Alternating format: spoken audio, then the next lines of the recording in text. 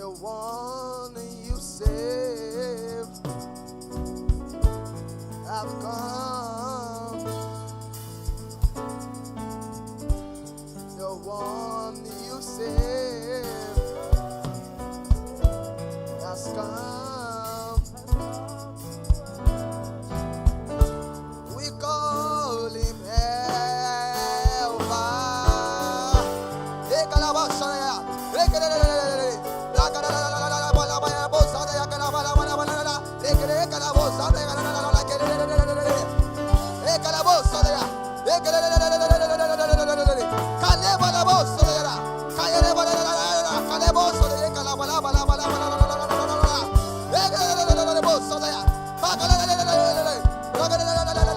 The one you help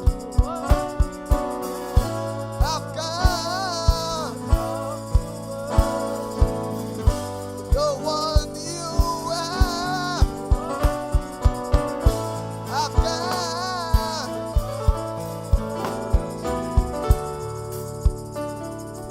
God of wonders beyond the galaxies. Hey, you are home.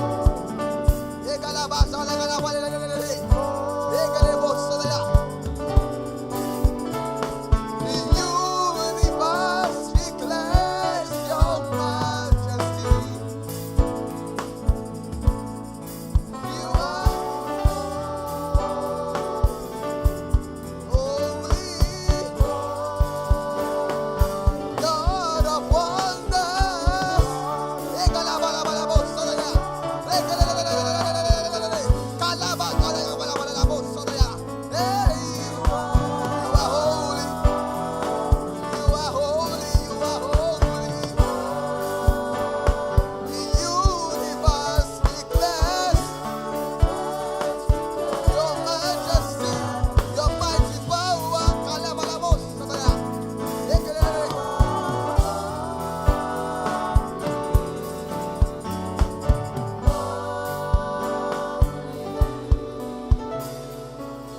God of wonders beyond the galaxies. You are holy, you are holy, you are holy. Heaven and earth bow down before you. Angels worship you. The universe declares.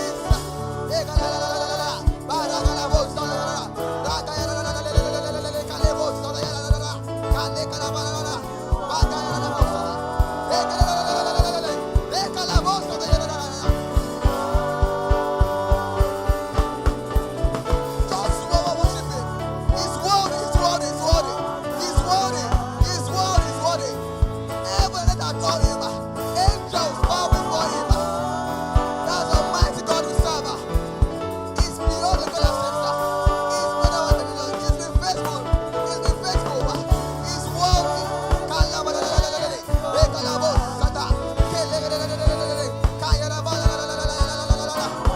are holy. You are holy. You are holy. You are holy. You are holy. You are holy. Lord Jesus, we worship you this morning. Heaven and adore you. Angels bow before you.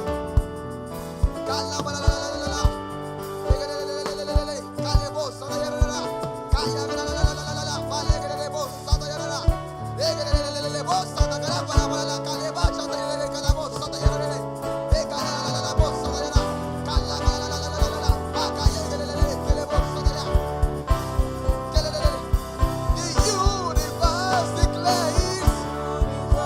declare your majesty. You are holy. You are holy. You are holy. Amen. Amen. Lord, you just want to worship for this morning. We appreciate you for always being in our midst. Even as we go into this program, have your way in the name of Jesus. Let the words that will be spoken here today be beneficial to your people in the name of Jesus. let it edify us. Let it grow a seed in our hearts, Lord. Let them germinate. Let them bear fruit. Our gathering here this morning will not be in vain. In Jesus' mighty name we pray. Let's clap for Jesus. Amen. Amen. Amen. Amen. Let's have our seats. Good morning, everybody, once again. Thank you so much for coming to our midst this morning and honoring our requests. May the Lord honor you in the name of Jesus. I'll just quickly lay a foundation of today's program and why we are here and the reason why we are doing what we are doing. Let's open our Bibles to James 1:5. James 1 verse 5. James 1 verse 5. IT, please. James 1:5.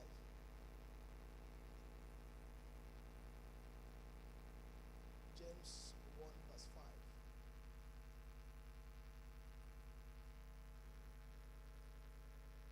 If you are there, you can read because if IT there are a lot going on there this morning, so it's fine. James 1.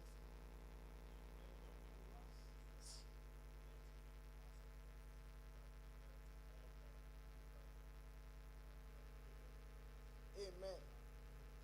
Amen. Thank you, sir. Let's clap for our minister. Amen. If any of you lack wisdom, let him ask of God, who gives to all liberally, without reproach, and it will be given to him. And that's the concept and the foundation we decided to have this program. It's not we coming to preach about the biblical blessings, but we know that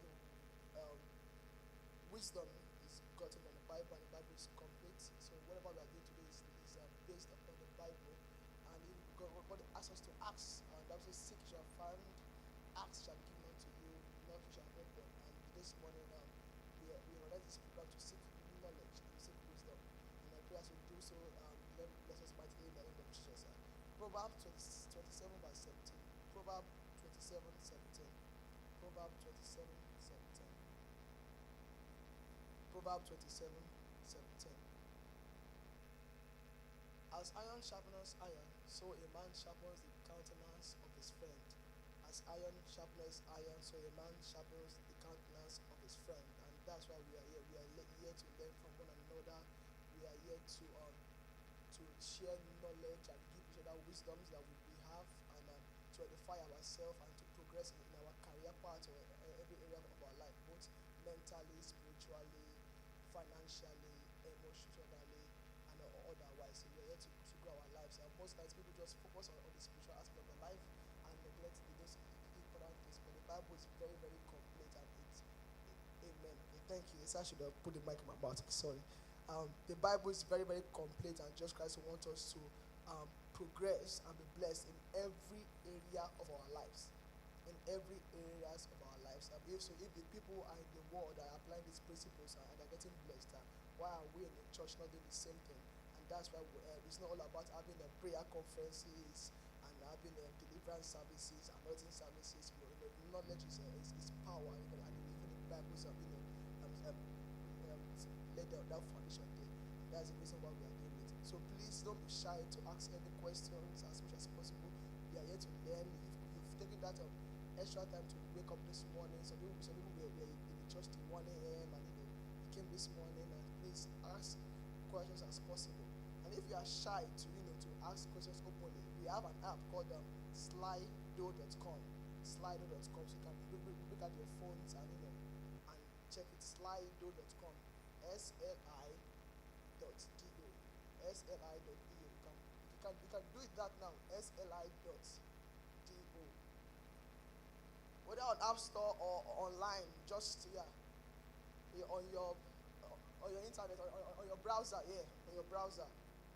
SLI.do. Oh yeah, I will say the code. I also want people to get there first. SLI.do on your browser. SLI.do.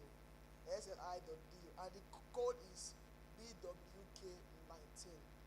BWK19. That is Breakfast with Kings 19, but it's BWK19.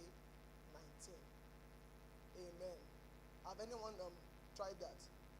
It's working, yeah? Yeah. When you put it, it works, and you can type any questions you have there.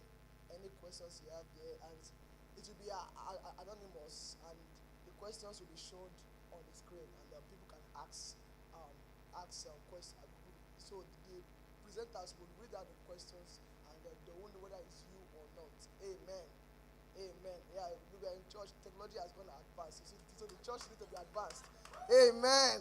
Amen. I know some people are surprised, but yeah, the church needs to be advanced. Amen. So if you have questions, and if you are, Salamuki said before, it's passing paper around. Yeah, we are getting there, and that's where we are here. Hallelujah.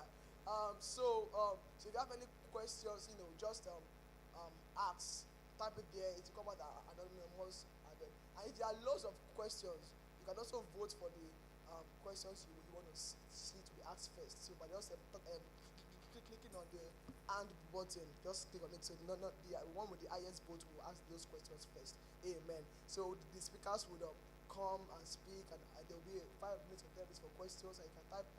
Even while you are listening, if you have questions, just keep on typing it there.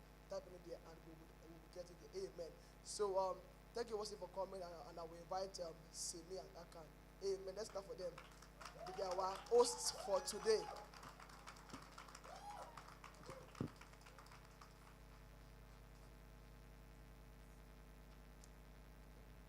Good morning, church.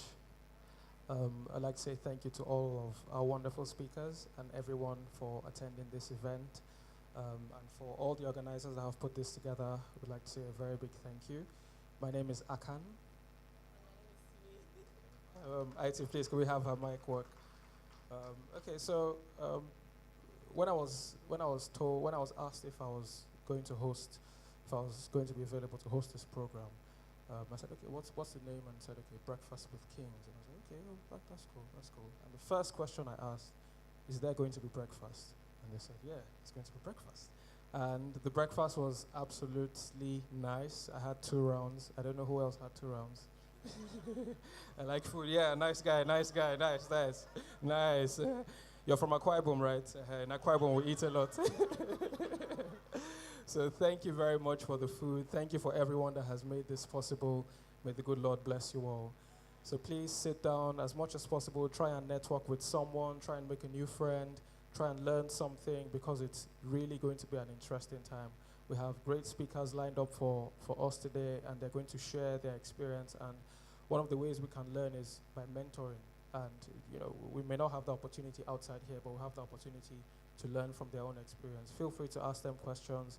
It's anonymous, so nobody's going to know where the questions are coming from.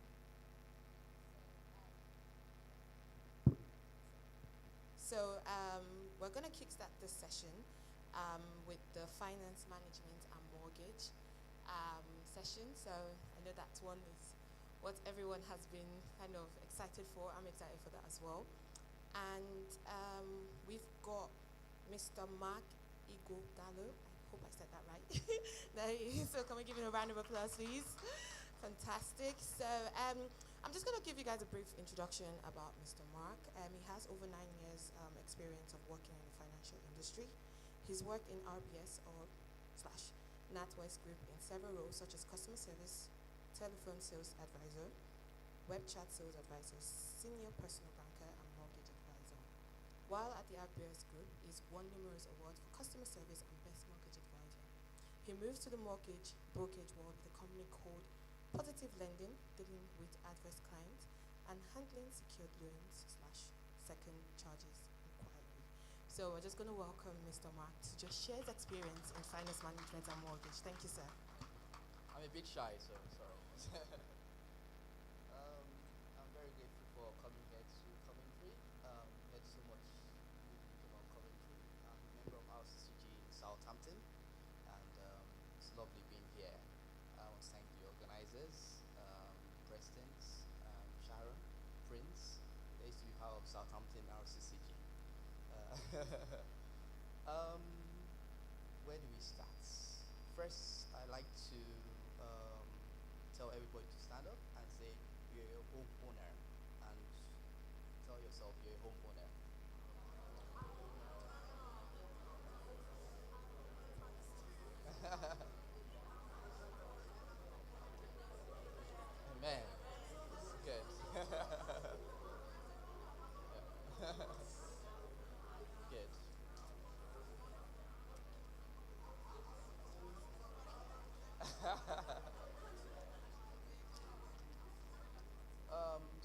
start with the first slide. Have we got the first slide, IT?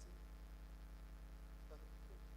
So, finance and mortgage. So, a mortgage is going to be the biggest loan you're ever going to take. It's bigger than a car, it's bigger than a credit card, or it's bigger than anything you could ever want to buy. So, a mortgage is like your biggest loan. So, next slide. Who wants to have this home? Who wants to have this home? You want a bigger one?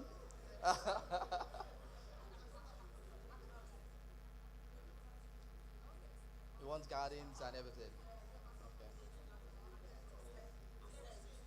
Okay. My colleague told me here that it costs about 110,000 to get a 3-bedroom house here. Is that correct? Or is it more than that?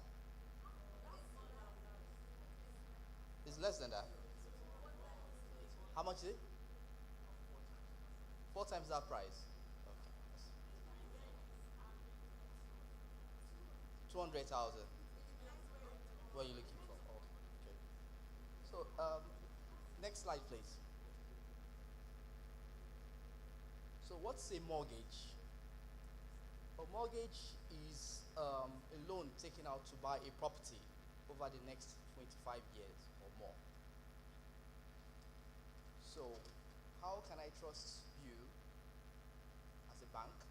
You want to borrow 200,000 and you need me to lend you 200,000. How can I trust you to pay that back? Does anybody have the answer? Your credit rating? Okay, and what else? Your job? Income? And what else? Outgoings? Good. So, the loan is secured against your home. For example, if you lose your job, you can't tell the bank that I've lost my job and I can't pay the mortgage. How will the bank get their money back? They have to take the home back from you. Well, we pray against that. Okay. Next slide, please.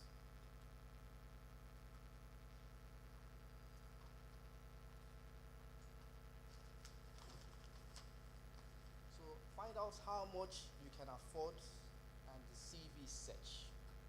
So the basic thing is, don't stress yourself if you think you're going to struggle with the repayments in paying back the loan. Lenders will want to see the proof of your income and your expenditure if you have any debts. So how can they know if you have any debts? They will have a look at your credit rating. So your credit rating is your financial CV. Every current account you've ever opened is going to be on your credit rating. Every loan application you've ever done is going to be on your credit rating. Anything you've ever done will be on your credit rating. So the banks will have a look at your financial CV. Okay? And they will ask information about your household bills and personal expenses. So for example, when you're applying for a loan or a credit card, they will ask you to bring your bank statements. Why do they want you to bring your bank statements? They want to have a look at your personal expenses. Sometimes people like to go and eat out in a steak club, or they like to go out and eat in expensive restaurants. They want to see the pattern of how you do that. They will count that as part of your expenses, and they want to look at anything unusual. Maybe like, for example, some people like to gamble. They have to have a look at that as well. Thank you. Lenders want proof that you're able to keep up the repayment if the interest rise. So for example, there's this issue of Brexit. Nobody knows what's going to happen. Interest rates might possibly rise. So lenders want to know that if anything bad happens with the interest rate, they want to know that you're able to afford it. Does that make sense to anybody? And they might refuse you a mortgage if they think you can't afford it. So if you go on to the next slide.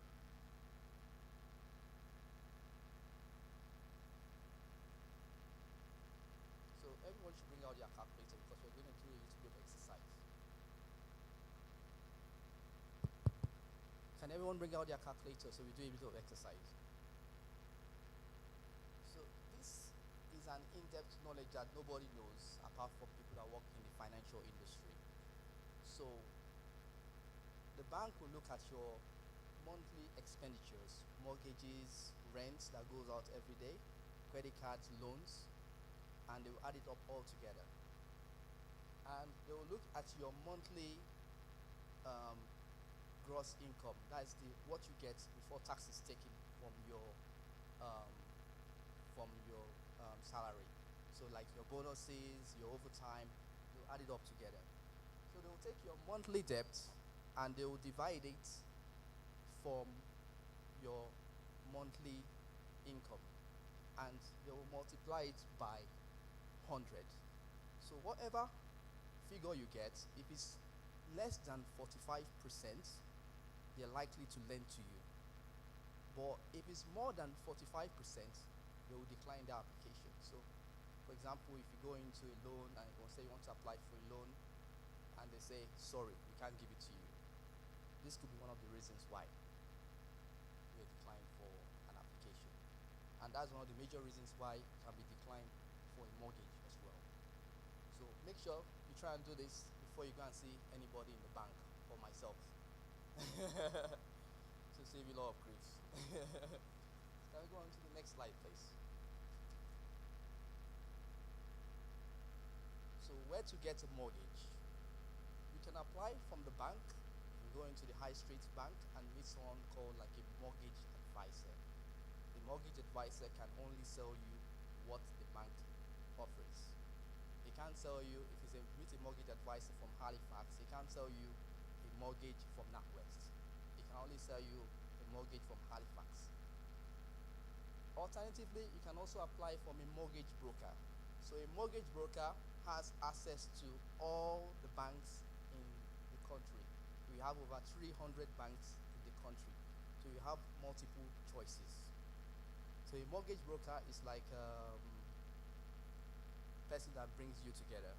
You have the finances and they have the loan to give you.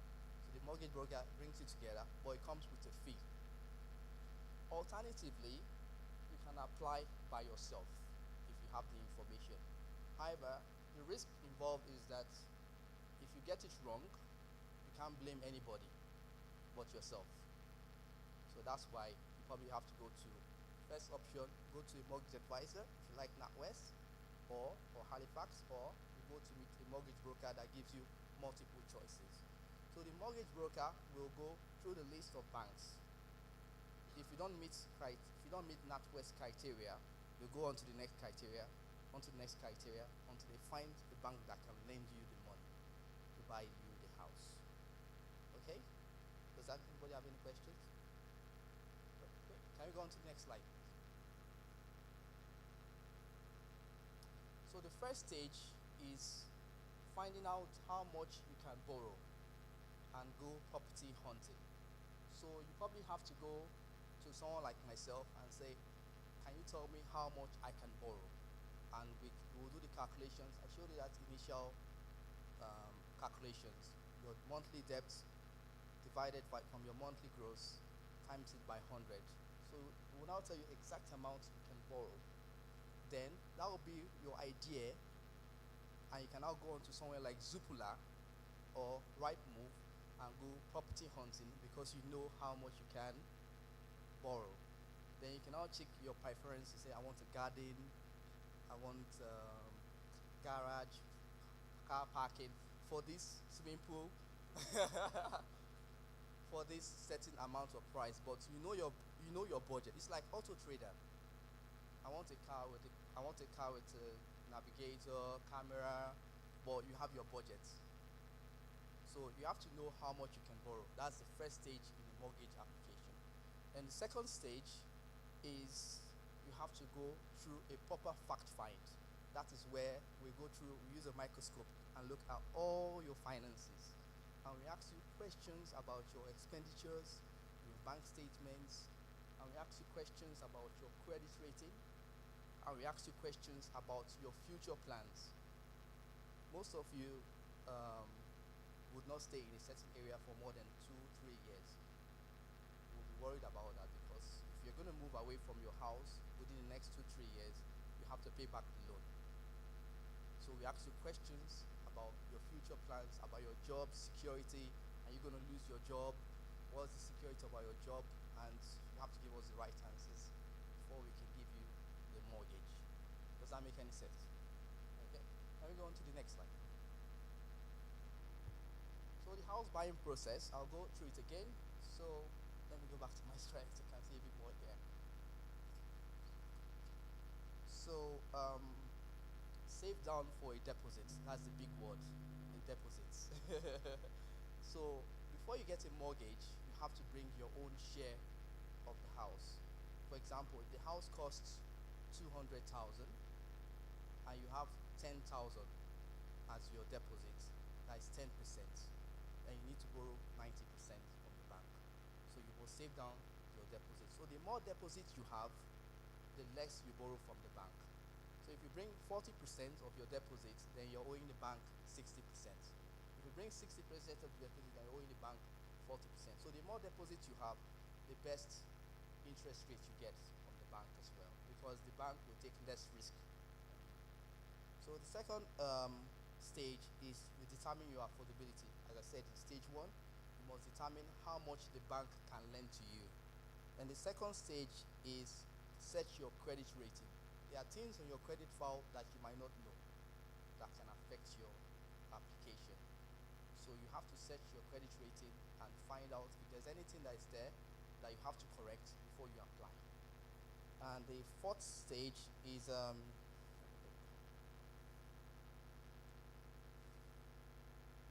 get a pre-approvement on your application. That's called an agreement in principle. So that agreement in principle will allows us to tell you that you are halfway and we can actually lend you this money, but it's not legally binding on the bank. But you can use that to shop around and show that letter to all the estate agencies that the bank can actually lend me this money and I'm interested in buying your property. Then the fifth stage is making a home offer. For example, when you go on Supula or Auto Trader, you can make them an offer. The house costs 200,000. You can say, would you take 180? So you don't have to go and meet them with the 200,000. If the person takes 180, that's more better for you because you're actually lending less from the bank. So you can always make them an offer in the house sale. And the next one is to provide the home, do a home inspection. So you can always pay for valuation fees and tell them to look at the house to see if there's anything that's affecting the house. Like there could be mold in the house, the roof could be caving in. You have to make sure the house is worthy before you actually buy it. And the next stage is to let's get on to that one. And you now go on to the mortgage application. And once you do the mortgage application, then the bank does further checks and they now give you the keys to your home. Does that make any sense? So can we go on to the next slide, please? So, as I said, deposit matters. So you need a deposit when you're buying your home. So the more deposit you have, the lower interest rates you will pay. So how do you get a deposit? You can get a deposit in a number of ways. You have the Help to Buy ISA. Have anybody heard about the Help to Buy ISA? Okay. So how does it work? So for every 200 pounds you pay into your savings account, the government gives you 50 pounds back every month. So you have up to 4 years. It's for first-time buyers. Okay. So for every 200 pounds you pay into your savings account, the government gives you 50 pounds back. For example, if you save 12,000 pounds over 4 years, you can claim 3,000 pounds back from the government and use that 15,000 as part of your deposit. How do you claim the 3,000 pounds back? You use a lawyer to get 3,000 pounds from the government and use it part of your deposit. You can also get deposits from family as well. So if you have your mom, uncles, related families, they can give you a deposit, but they have to sign a letter that they don't have any interest in the house and it's not a personal loan. You can also get a family deposit from inheritance as well. Okay? So, like I said, the more deposits you have, your deposit is your share of the house. So if you have a deposit of 40%, that means you're actually looking for 60% from the bank, and you pay less interest rates because the bank has less risk in the property. Does that make any sense? Okay, can we go on to the next slide? So as I mentioned, loan to value is simply the amount of your home that you own outright compared to the amount that is secured against the mortgage. For example, if you have £20,000 deposits on a £200,000 house, that deposit is 10%, and the remaining loan to value is 90%. So that loan that you got from Halifax or NatWest is 90%. So you have to pay back that 90% at the end of 25 years or 35 years, depending on your age. And the lower the loan to value, the less your interest will likely to be. So that is the ideal situation. So if you bring in more deposits, your interest rate you're paying every month, your monthly payment or your rent will be lower. Does that make any sense? So I'll encourage you to save more and more. Okay. Can we go on to the next slide, please?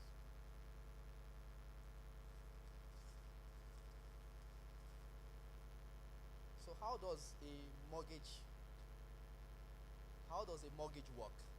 So the money you borrow is called the capital, and the interest is what the bank gets back. So the bank lends you 100,000. That is the capital, but the bank has to make money from that 100,000. So they will call it interest. Does that make any sense? Okay. So the type of mortgage you apply will determine on what you want, whether you want capital and interest. So there's two types of mortgages. There's capital mortgages or repayment mortgages and interest-only mortgages. Does that make any sense? I'll break it down for you. Can we go on to the next slide? So repayment mortgages.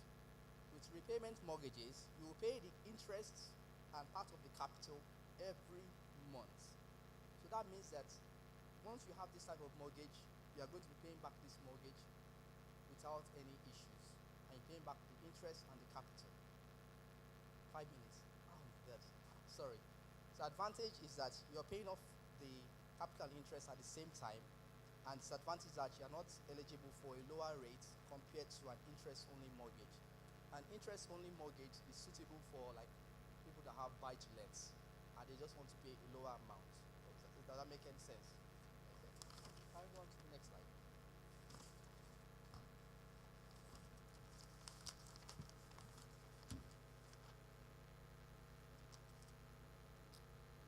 So we have interest-only mortgage. It's only suitable for people that are paying just the interest, but they don't want to pay back the capital. So for example, if you have investments, like an investment ISA, and you just want to pay interest only, that means you're paying very little amount back to the bank. So at the end of the mortgage of 25 years, the bank will ask you, where is their capital? So if, for example, if you borrowed 150,000 from the bank, you're not going to pay that 150,000 back till the end of 25 years. You only pay interest on the mortgage. So you see people's mortgage, the monthly payments will be very low. There's disadvantages and advantages to it, but I'll go on to it next time. Okay? Can we go on to the next slide?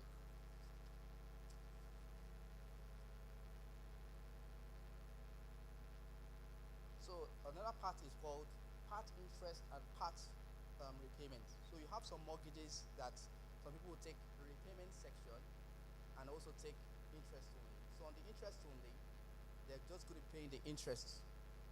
But on the part repayment, they'll be paying the interest and the repayments at the same time. So at the interest only, at the end of that 25 years, the bank will say, where's their capital for the interest only section? So for example, if you borrow 150,000 and you divide it into two, that is 75 and 75. So 75 is part repayment. You're making sure that you're paying the mortgage at the end of 25 years. So you don't owe them any money on that 75.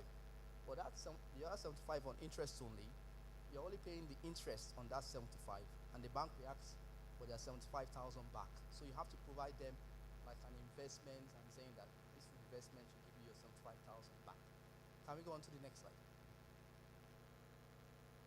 So we have types of mortgage payment. We have fixed mortgage payments and we have variable mortgage payments. So fixed mortgage payments is if your attitude to risk, if you are very cautious, you want to know how much you are paying every month, then a fixed mortgage payment is the best for you.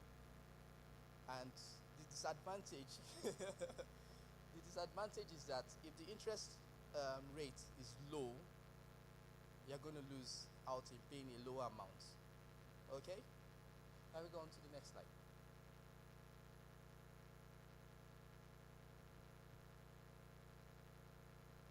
Can we go on to the next slide?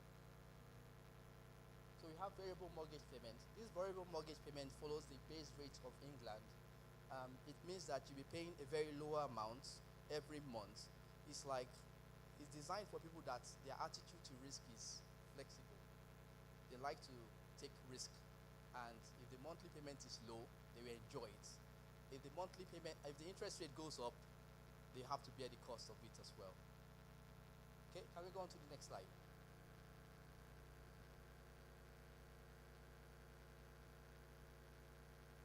We can skip this one. Can we go on to the next one?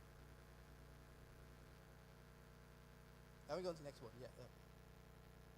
So mortgage schemes, this is the most interesting part. We have several types of mortgage schemes. I think you must have heard them about Help to Buy.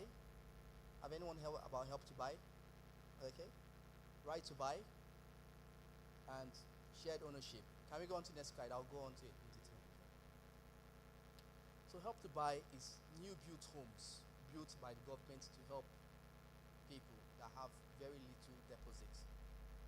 So they only need to bring 5% deposit, and the government will give you 20% loan, and you borrow 75% from the bank.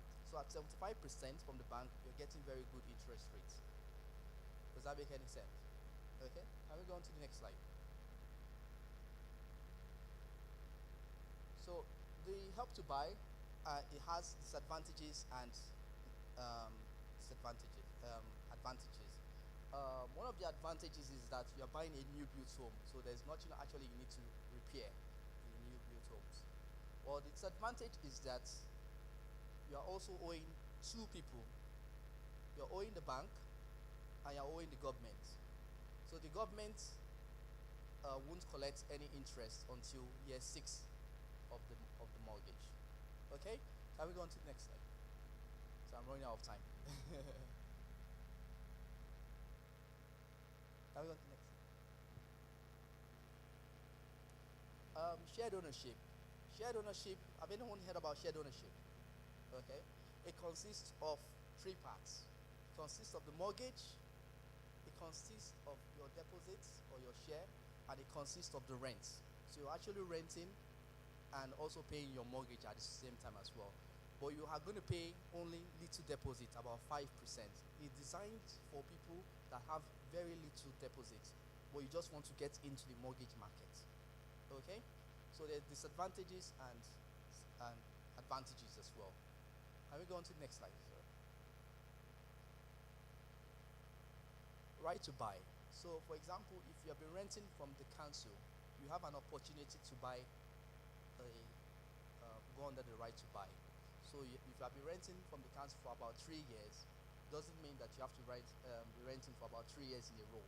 So you could have gone to private rent and come back, but if you're renting in 3 years old, the government, the council will give you a discount in buying the property, and you don't have to bring in any deposit sometimes, so you can buy the house. But however, there's disadvantages and advantages as well. Okay. And next one. So credit rating. So the key issue is credit rating. Most people are always asking, what's credit rating? So credit rating is your financial CV. It's what you have on your all the applications you ever done, and how the lenders look at you. Can we go on to the next slide? So we have 3 types of agencies: Equifax, Experian, and Core Credit. Not all the lenders report to all the agencies. Some lenders use Equifax, some lenders use Experian, some lenders use Core Credit. So it's always advisable to check your credit rating on all this one. There are some free ones called Clear Score, Noodle, and different types as well. And I think that's it.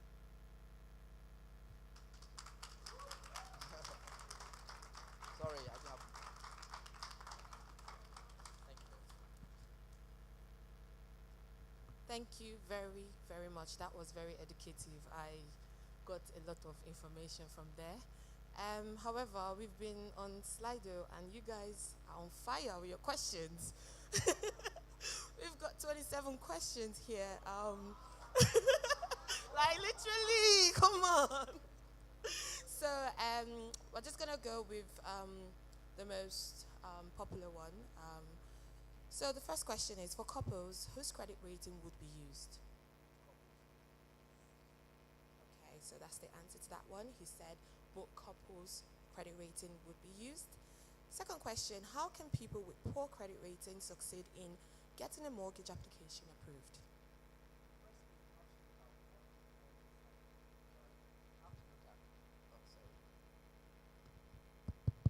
Firstly, you have to look at what is wrong with my credit rating. What is missing on my, is there any information wrong on my credit rating? And you have to correct it. Then you have to look at, are you on the electoral registry? Those are one of these ways you can improve your credit rating. Are you paying car insurance? Pay it monthly. Are you having too much credit? You have to reduce your credit balances. And stop applying for too much credit. So those are one of the ways to improve it. Yeah. Thank you very much. And we've got another question that says, how can people with poor credit ratings succeed in getting a mortgage application approved? Oh, was it? Oh, sorry. Okay.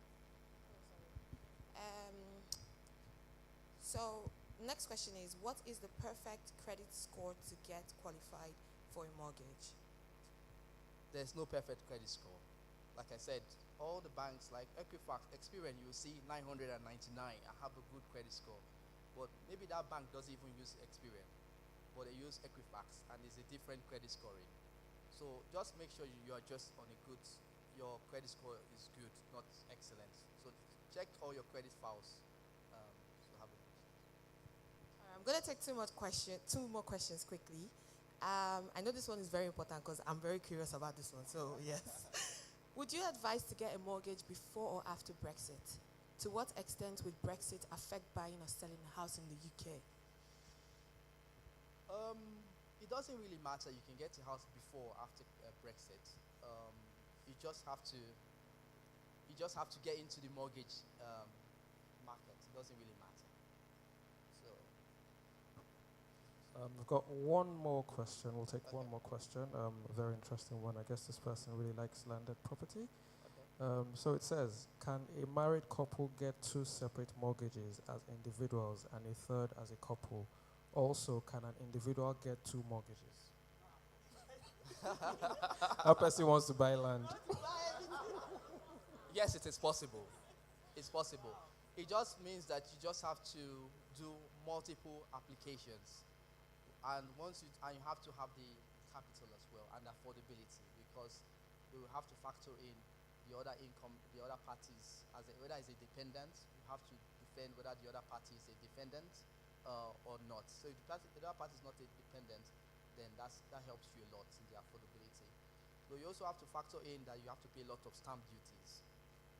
Yeah. So stamp duties is when you're paying the cost to the government for buying the houses as well. Thank you very much, sir. Thank you very much, guys. Thank you. Thank you, sir. I'm sure if you have any more questions that hasn't been answered, I believe you can speak to him during the tea break to get all your questions answered. So we're going to move to the next segment, and I'm going to introduce some special people like in our midst. We actually go way back from Ireland, actually, and it's actually such a privilege to have them sit in our midst. I went to the same uni as Mr. Ayomide, and obviously that's where I met his wife, Beatrice Ayomide. So I'm just going to take their profile real quickly. So Beatrice, she has a BSc in Social Science and Politics, and she has an MA in Social Work. She's a social worker. She's a social work advanced practitioner, property investor, Author areas of expertise: social policy, child protection, children in care and adoption, and real estate. And a very handsome husband, Ayomide. He has a BSc in International Management and MSc in International Management as well. And his profession, he's a mental health professional, a property investor, a personal trainer, and a footballer. I believe you're a Chelsea fan. Chelsea fans in the house. And his areas of expertise: mental health, physical health, fitness, and real estate. Please just make gonna welcome welcome- this lovely couple. Thank you. Just going to welcome them to share their story. I believe they have about 10 minutes for this. Thank you, guys. Wow, I'm really shy. So I would like to thank the leadership of the church, first of all, for inviting us. We feel really humbled and really privileged to be here. Thank you to the organizers. It's really amazing to see that the place is full of young people, and I love when young people are vibrant for God. Bring greetings to you from our church in Bath. So it's Jesus Christ Assembly from Bath. We're RCCG as well. And we just say thank you and hi. So what we're going to do is, my husband says I talk too much. So he's going to do the talking. You do. And I'll butt in. So introduce myself. So my name is Beatrice. Everyone calls me B. And this is my husband, Ayomide. Right, so we've only got a few minutes. Ideally, I'd love if this was sort of an interactive platform, but given our time limit, it's not. But I think we'll potentially have time for questions afterwards. Maybe, maybe not. So like I said, I'll just be sharing our testimony with you guys. B will be butting in, so expect that. So essentially, I think just to, I guess we're piggybacking a lot on what Brother Marcus said there. We started the journey on the property ladder start of 2017. Right, so start of 2017 was when I heard specifically from God, like, start looking for a house. I was broke. I'm not gonna hide. I was flat broke. He was very broke. Thank you. She had an above average income, but didn't know how to save money. So yeah, so we weren't, she was maybe like $5,000 better than I was, but anyway. Actually 15, but It was not 15. It was not 15. It's not 15. It's not 15. Anyway, so yeah, we started looking. We considered several options. We considered shared ownerships. Obviously minimal deposit just to get on the ladder and start staircasing, as it's called. It didn't work out. Thankfully, around that time, God just essentially blew my mind as far as my career and my income, and things just like it just skyrocketed from there. I give God all the glory to God anyway. So at that point in time, we started putting money together. We weren't married yet, but we knew we were going to get married by the grace of God. Shortly after that, I proposed anyway, big man. So and then we started saving money together. I think about May or so. So at this point we were aggressively trying to purchase property. Problem was, I work as a contractor, so not being in a permanent job, worked against me. Most lenders tell you, oh, you need 12 months experience, minimum as a contractor. So yeah, we initially were going for new builds, the help to buy scheme and everything. Didn't work out because of my income and not having that 12 months track record, and she didn't have enough income for that. So we had this big lofty house, not big, but there's a loft, because houses in Bristol are quite expensive. We had this lofty house that was going to be our dream home. We're going to get married, move in, and all that. Fell to the ground. So it was back to the drawing board and just gone. And I strongly believe that the reason it also didn't work out is because, like he said, so we were going to do the help to buy, and it was going to work. In my head, I had calculated every reason that it should work.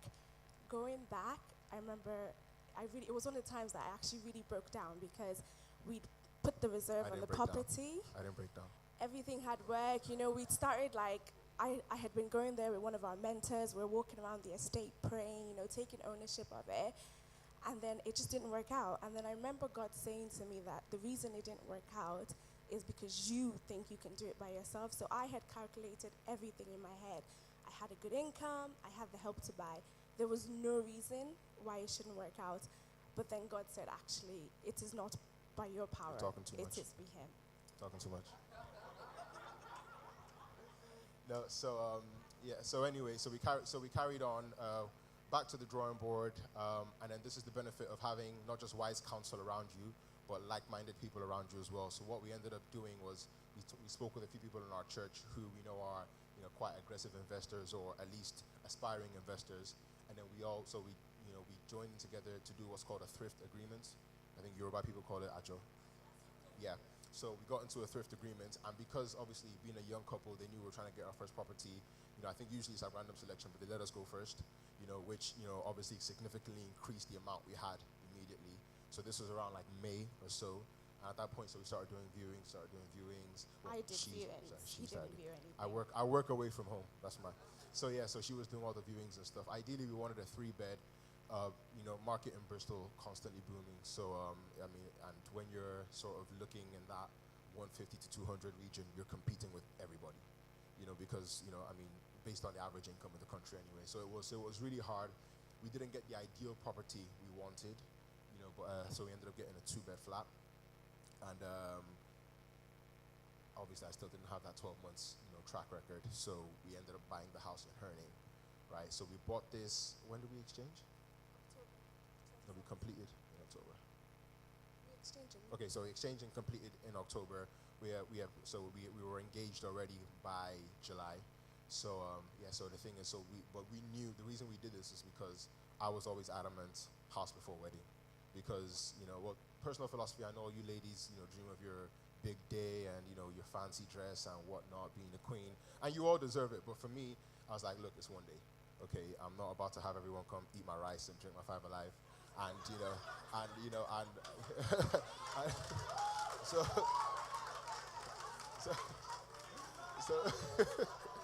so And he really stuck to that. all the men are in agreement. I see you, sir. I see you. So the thing is, so the biggest, so by the grace of God, the biggest checkbox was ticked, and I was like, okay, got the house, now we can focus on the wedding. God ended up showing up with so many helpers for the wedding anyway that we barely had to touch the little we had left anyway. So we got that in October, got married in December. So she moved in immediately. I was staying with some people from church the entire time. So she moved in. So I think because you were paying rent, weren't you? Yeah. So we thought, look, as soon as you get the house, you need to move in, because if I'm not paying rent, let's put ourselves in a position where we're saving that extra money to start using towards the mortgage as well. So we did that. Obviously, by the time we crossed into 2018, I had my 12-month experience at that point, and then it was basically start looking towards the next property. So we started working towards that again, start putting our money together, repeated this thrift agreements, and look, again, I don't want to say all this, because I'd be remiss if I said all this without mentioning the impact serving God played in this, because in our little, and I say little because I know how mighty the Lord has been, but in our little service, God has blown our minds completely. I say to people all the time, the only regret I have in serving God is that I didn't start sooner. That's the honest truth. So God, God really just been helping us out, financial increase, just promotions in our jobs and things like that. But not only that, but surrounding us with people who had that, who helped us to not make the mistakes they made as well. So come 2018, again, rinse, repeat, essentially. So we had that property, start saving a bit more towards another one. And then by the grace of God, obviously once I had that 12 months experience, we got the first one in her name. We were able to get the second one in my name. So, and then that way, obviously, we still get the first-time buyer benefits, if that makes sense. And then, but obviously, you can't escape the stamp duty, as Brother Mark mentioned. But for me, that was a small price to pay, because having that sort of first-time buyer privilege meant that I could buy that. Well, we could buy that in my name on a 5% deposit. So that helped us significantly. And then, once we sorted that out, it was okay. Now move into this one, get tenants into the old house. Now the house is paying for itself. You see what I mean? And then obviously, now the plan is, I think someone had actually asked the question. Now the plan is, work towards the next one, and then actually get that one in our names, because there's no first-time buyer privileges anymore. But I think, for the time being, we're sort of holding off on that because there's another project we're working on. But I think so. You want to say something? I was just going to say, so a lot of questions that people had is, okay, especially I know coming from a Nigerian home, why is the house only in your name and why is it in Oh, his that was a name? problem. That was a big problem. And I think it was one of those things where I knew where I was going. I knew this was my husband. It wasn't my money. It was our money. So it's going to work. But also, there are other things that you can do legally to kind of make it. So what we're doing at the moment is we're working on, is it power of attorney? Yeah. Power of attorney and a will and things like that. We're actually, so it might, the property might be in my name and his name, but we're married, obviously, so we're one. But also we have we're working with a solicitor and a power of attorney and a will. So actually, if anything happens, the property is ours. It goes to our children. So there isn't any fighting about it was on this person's name and this person's name. Yeah. So yeah, thank you. So and our time is pretty much up right now. But I just want to encourage everyone to say, look, I mean, we all have these lofty ideas of getting a someone who was it? Was it President? Yeah, I think you mentioned swimming pool, something like See, we all want swimming pools. We want multiple cars, massive garages and whatnot. And we'll get there by the grace of God. But it's not an overnight process. Even God is a God of process as well. You need to be faithful in few before you're made ruler over many. So I think the key thing that the way we're looking at it is, look, we know what we want, but there's a process to get there. So and essentially, you get into the real estate market. You all know that, Brother Mark. Houses by houses. The first one is the most difficult step is just that first one. After that, you're essentially rinsing and repeating. You're pulling out equity here. You're getting tenants into this one. You're remortgaging. You're offset mortgaging. You're doing this. You're doing that. So I just want to encourage everyone to say, look, that it doesn't, it does seem like, I know it gets hard when you're looking on social media and things like that, but don't believe the hype. Don't believe everything you see. But as long as you stay rooted, you stay planted, sky's our limit, guys. God bless you.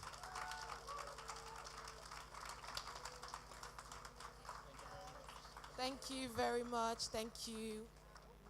I'm sure you guys have learned a lot from their story and their experience. I don't know if anybody wants to just take a question quickly in the house for them before we move on to the next agenda. Oh, there's a question. Oh, come on. Sorry, can we? That does not have anything to do with what we're talking about here today. I think relationship MOT is coming up. Yeah, so yeah, we'll have you guys on there. I believe, Chidima, do you have a question? Oh, on the screen, okay. What was the biggest challenge the both of you faced while on this journey? Impatience. That's because you want it and you want it now, and it's just under, maybe I don't know if I'm speaking for both of us, but I think it's just that, understanding that it will take a bit of time. If you are a contractor, it may potentially take 12 months. Are you going to be okay with having it in your wife's name? Because I know when certain members of my family found that out, they weren't too pleased. They're like, oh, you're a man, you're this, no, what happens if she does this, what happens if she does? I was like, look, that doesn't change my status in the house. The truth, that's the thing, and I can understand why people think that way, but for me, I'm like, look, that doesn't change the status in my household, and now we've got the second, when we got the second one in my name, it didn't make me any more of a man, it didn't make me any less of a man.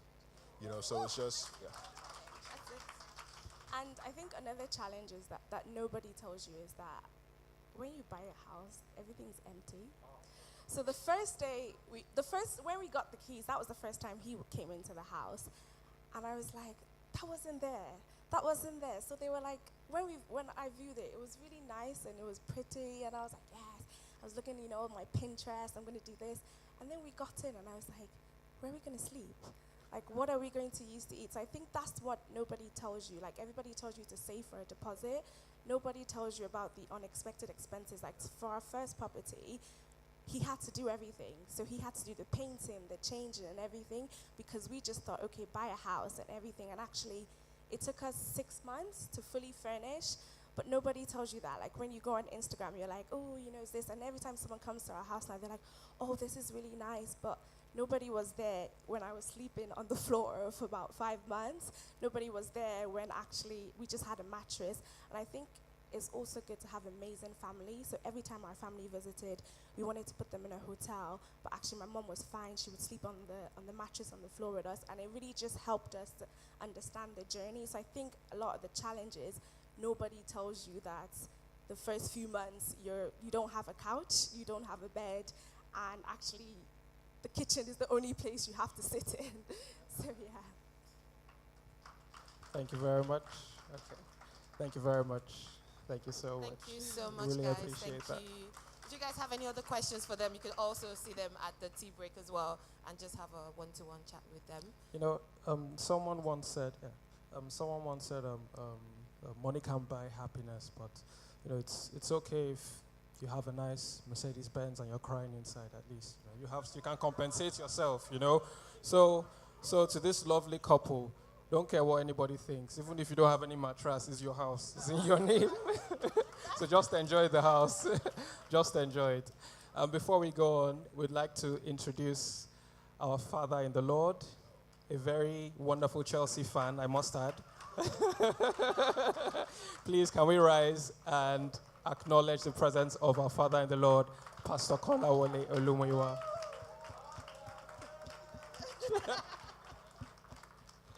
Thank you very much, sir, for taking our time. And as you can see, he's sporty, he's looking all Chelsea'd up. Thank you very much, sir, for taking our time to join us. So we're going to move on to the next section. And before we start, we'd like to call on Minister T.Y. I believe he has somewhere he has to go and he's in a hurry. So we're just going to, move on to Career and Purpose real quickly while he takes this session. So I'm just going to, AK is going to take his introduction. Before he comes on, I'll really show his profile. T.Y. is an astute, versatile, and prolific personality with a rich and impressive profile and personal pedigree. Among other things, T.Y. is a project manager and academic consultant with Warwick and Coventry University. He is a notable philanthropist and founder of the T.Y. Betsy Foundation, as he is considered to be one of the leading voices of youth empowerment of Benue State origin. He is a recipient He is a recipient of several awards, including the Rotary Youth Leadership Award and the Warwick Global Advantage Award. He's currently and consistently playing a vital role in driving the reformation of Nigeria's political space, and recently contested to represent his constituency at the National Assembly in Nigeria at the just concluded 2019 general elections. He is a seasoned global industry professional who has consulted for some of the world's biggest organizations, delivering key projects for the likes of BBC, EDF Energy, London 2012 Olympics, Department of Work and Pensions UK, and many more. Please make welcome. Thank you. Thank you very much. Thank you. Still, Minister T.Y., that when you hear all those things, you start to wonder. But yeah, thank you very much for this opportunity. It's I want to first apologize. I know that I should be towards the end, but I was just mentioning to the organizers that because I had been given a time frame, I had agreed with someone that I was going to speak based on the itinerary between this period, and then I was going to go and meet them. And when it looked like it wasn't going to be, I had to raise a flag and say, please, can I quickly just still do what we agreed, so that I can go back and meet those people. I'm here just to talk about, and I mean, coming at the back of the people who have spoken, it's been an amazing and learning curve for some of us. Well done to the couple, really, really inspiring young couple who are doing great things. Hallelujah, amen. How can we talk about career and destiny without scripture? For me, the Bible is the core of everything that I do. And so even when I go to speak in places that are not necessarily the church, or as we might put it, within the space of the world, I still have cause to mention a few things in scripture. Many people are keen and are always obsessed about destiny and about design, about what exactly is my career path, what should I do, am I on the right path, how do I work out my career, what do I do, I'm in school, I'm just about to graduate, what am I going to do next? And we begin to wonder. Some people ask you if there is a design path for them to follow. Some people then say, or if this doesn't happen, it means God didn't want it to happen, or if this is happening, it means, he said, if rain falls today, it means I should apply for this job. If it doesn't fall, it means I should apply for the other one the next day. And we get into that whole mindset where we're not really sure of exactly what it is. And some people, it's just, there's something they say in Nigeria which they say, if you used to play football when you're younger, they'll say belle face. It's where your stomach faces, you just follow. So if I apply the first job that comes, I'm just going for it. I'm just, and there is nothing particularly certain in they don't have a design. And with the little time I have, I can't really say a lot. So I'm going to just share something briefly with you. But before I say that, I'm going to say that God is a God of design. In the book of Job, he began to tell Job at a certain point that, do you know how, who put the sun where it is? He began to tell him, do you really realize that everything about the world was purposely put there? Because I am the ultimate architect and I designed everything. And so you wake up in the morning and you see all these things. You see the sun positions itself at an angle. They tell you about GMT. They tell you about how the sciences tell you a lot about how the world works. And I used to say that it takes an incredible amount of lack of faith or very sophisticated level of foolishness to believe, honestly, to believe that the world is just existing by itself without an architect that designed it. Because it is too purposeful. It is too intentional in everything that we see.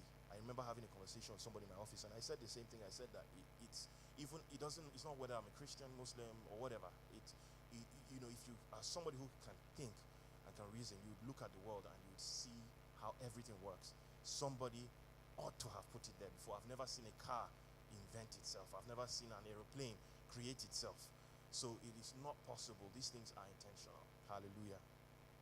And so my focus this morning in the short period of time that I have is to urge you to be intentional. To be intentional in your career, your destiny.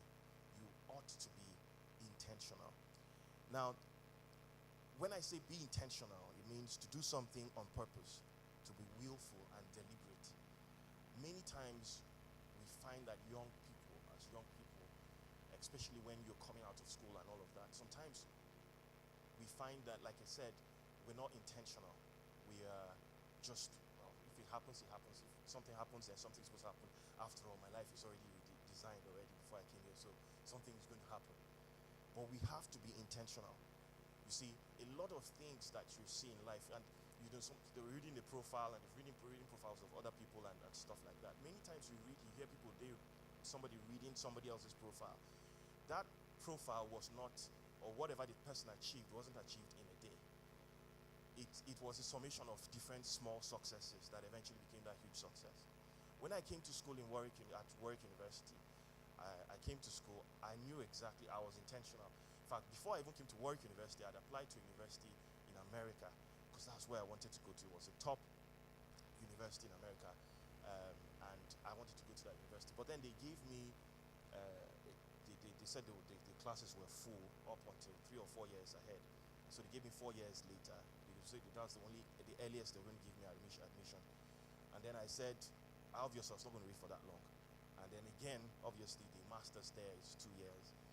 And so when I thought of everything, I said, no, I'm not going to go there again. I will have to look for somewhere else. I go to the UK or to Canada. In the UK, I looked for all the top universities that I could find. I purposely wanted to go to a top university. So it wasn't a case of, I just want to go and school somewhere, anywhere I can get a master's degree or something. I purposely wanted to do that. I wanted to be intentional about it.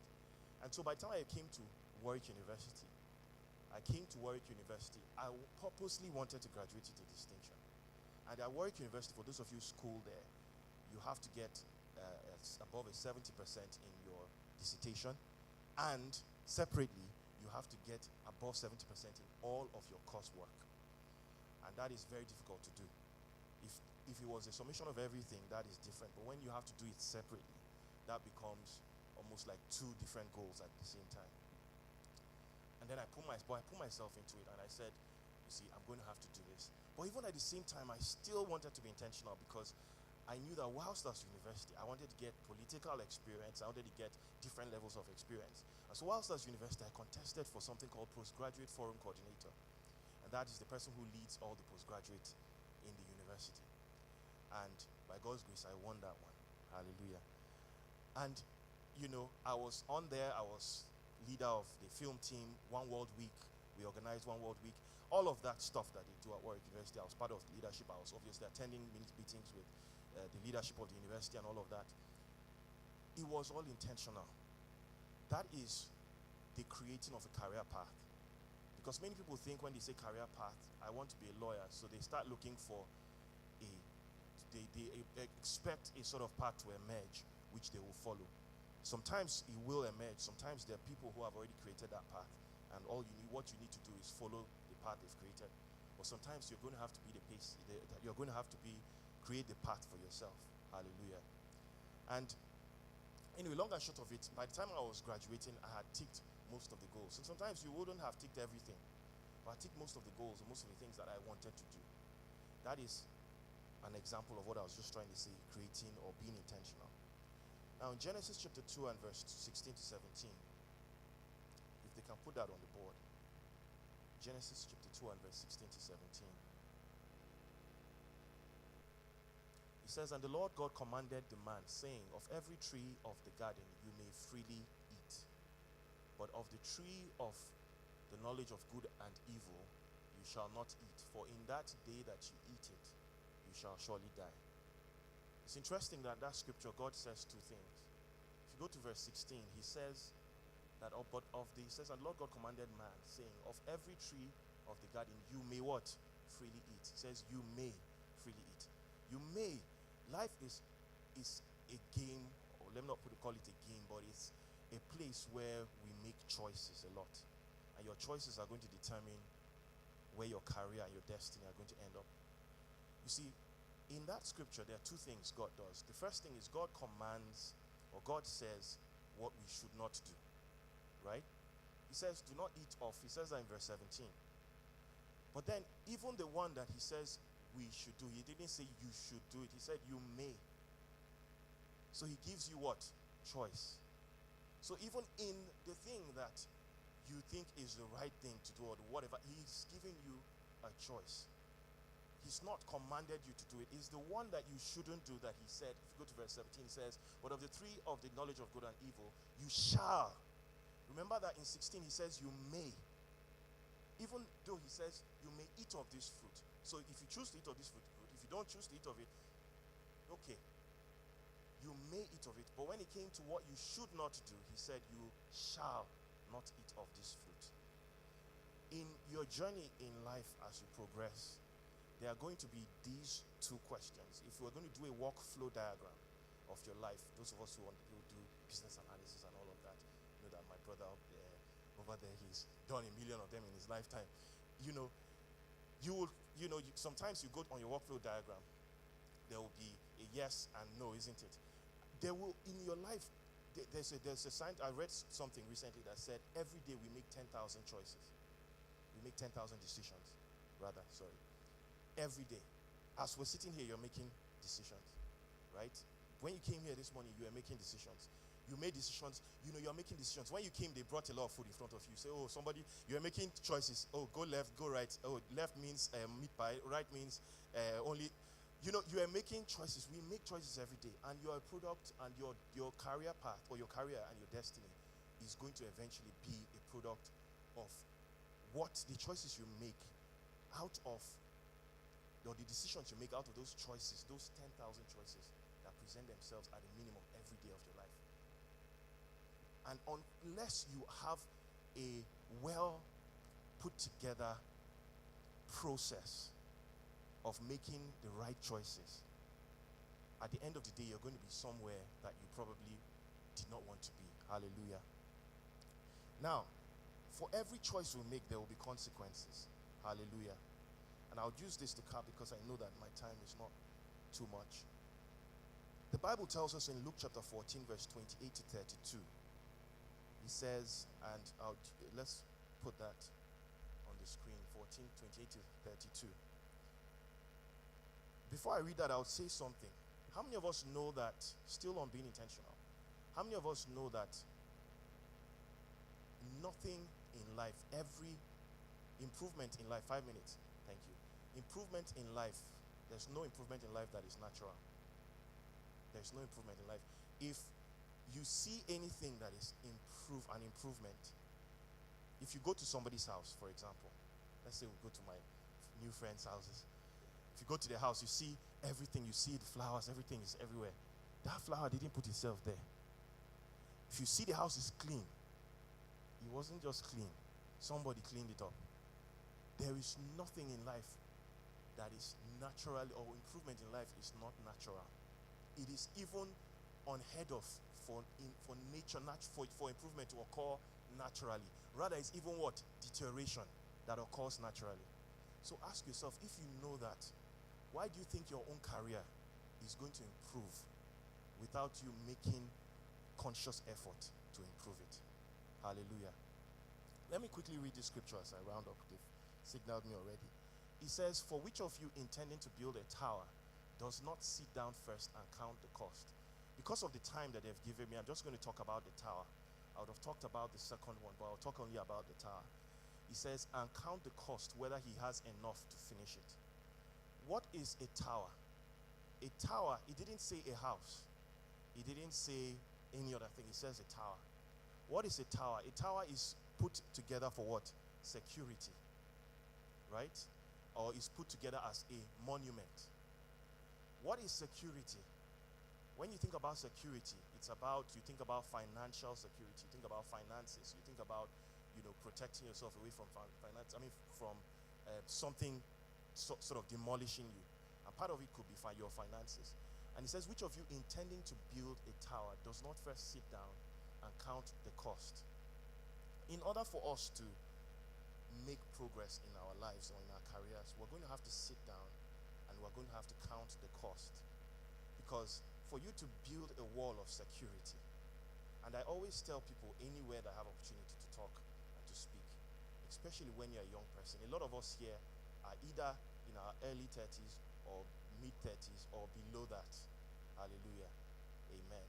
That you must be intentional. You must make decisions like, before I hit the age of 40, I will at the minimum have made £1 million. You have to. I like the amen. I like the amen. But this is more than just saying amen. Are we together? This is more than just saying amen. You have to sit back and you have to count the cost. When I say counting the cost, it is not just, it is sitting down and making a conscious effort to ask yourself, the cost will be emotional. The cost will be your time. Some of you have to restructure your time and have to say, am I doing the right thing? You see, somebody told me once when he started his ministry, somebody that I know, he said he started his ministry and then he started in his living room and everybody used to come, hey, how far, we did, everything. And after a while, when he wanted to move to the next level, he began to say that, okay, we're going to get an office, okay, and if anybody wants to come in, you have to book an appointment. And people started saying, is it not this, when did that one start? But he said that he knew that he needed to restructure his time. So that, because he knew his time investment, he can't be wasting his time, he can't be using his time loosely. That is the cost that will come, or had to come with where he was going to. It is when you have made, or you have consciously put a goal that you're going to achieve, that you will know the actions you need to take. Because if not, you're just going to be doing everything. That is when you will know, out of the 10,000 decisions you have to make in a day, that is when you will know which direction to take. That is when they draw your flow chart and they reach a point and they say yes or no, it will be a no-brainer to know what to say yes to and what to say no to. That is what will drive the people who you would want to go close to and people who you'd want to be around you. In these few words of mine, because I can see my people at the back, I just want to encourage you to be intentional in your career thought process, intentional in what you want to do. Like I said, my desire is that young people like you, by the time you're 40, because trust me, like he talks about a tower, you don't want to be 40 or you want to be, if you're already 30, in 20 years time you might be already retiring. That's the truth. That is how far. In fact, if you double your age, if you are 30, you are already 60. That's the retirement age, isn't it, in most countries? So you don't have long left. So you should already be setting those powers and setting those goals, and and your decision-making process should then be driven on the basis of that. Thank you very much. Thank you very much, Minister T.Y. Thank you. If there's one thing that I picked up from that is to be very intentional and know what your goals and aspirations are in life, to be fair. So we've got more questions for you, sir, but we'll just be able to take a few. First question, do you offer mentorship to young graduates? Ooh, interesting. Be intentional. Yes, I'm open to that. I'm open to that. I've not done it. I don't have it as a properly structured mentorship program. I know that I have people who we consult every now and then and we discuss and we share ideas. And I'm open to that as time goes on as well. So open to that sort of conversation. Perfect, thank you. Another question we've got here is, I want to start a business with my friend, but we find it very hard to decide what to do. What can we do to help us decide on something? I think there are many things. There are many, in that sort of situation, there are many things you need to think about. Doing a business is not just about, one, making money. It's about any service that you want to give to the business, or any business you want to do, is about giving service to the world. One, you both of you want to be sure that it is something that you are passionate about. It is very important that the business or whatever you give your time to is something that you are passionate about. Otherwise, you're not going to last too long in it. You probably will do it for a year or two and then you give up because you're not really excited about it. People who do PhDs will tell you, if you don't like the topic you selected, after 2 years, you're already giving up on it. So one of the things I would say is make sure you're passionate about it. But two, research. Before you start any of them or any of business, research the business. Understand your business end to end. Know how you're going to make profits from the business. And then, obviously, then you can start looking for finances and all the other things. But quickly, that's just the answer. Thank you very much, sir. We're just going to take one more quickly. How can you prevent your friends from luring you to making wrong choices in life and your career purpose and destiny? So how can you prevent your friends from? How can you prevent your friends from luring you to making wrong decisions in life and your career purpose and destiny? Then you should stay away from those sort of friends.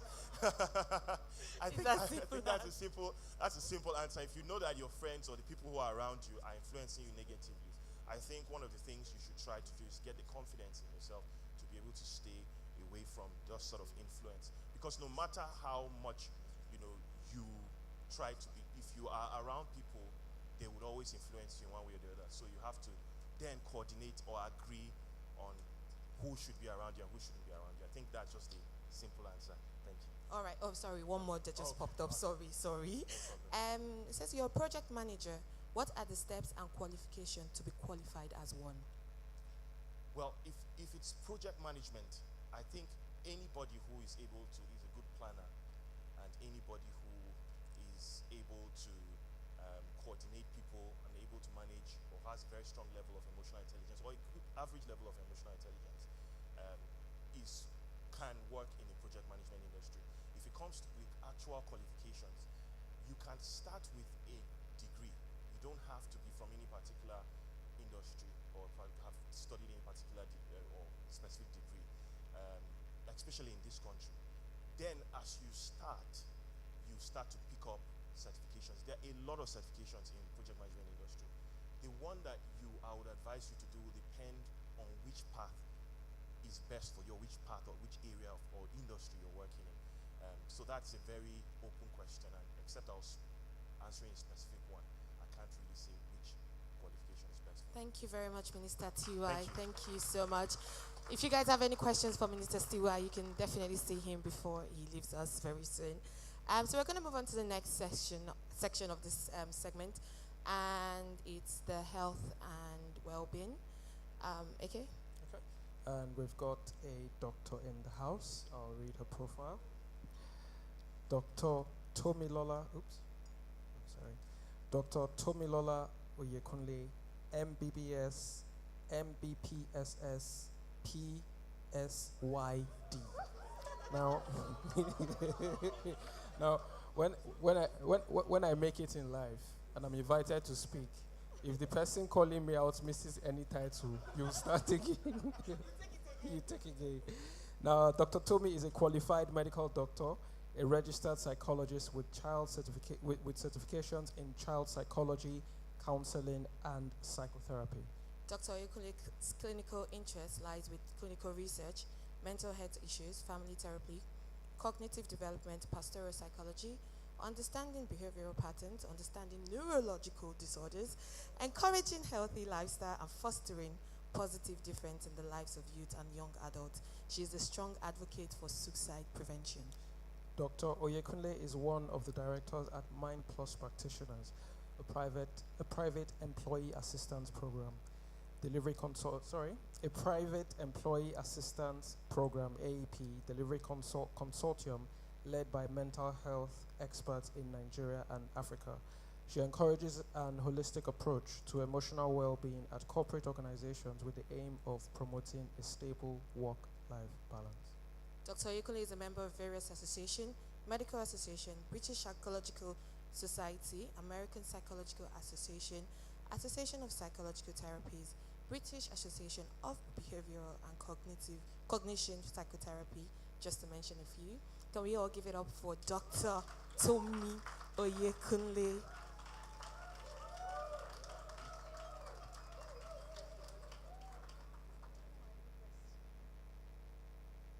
Right, okay, thank you very much. Right, okay, first of all that's God.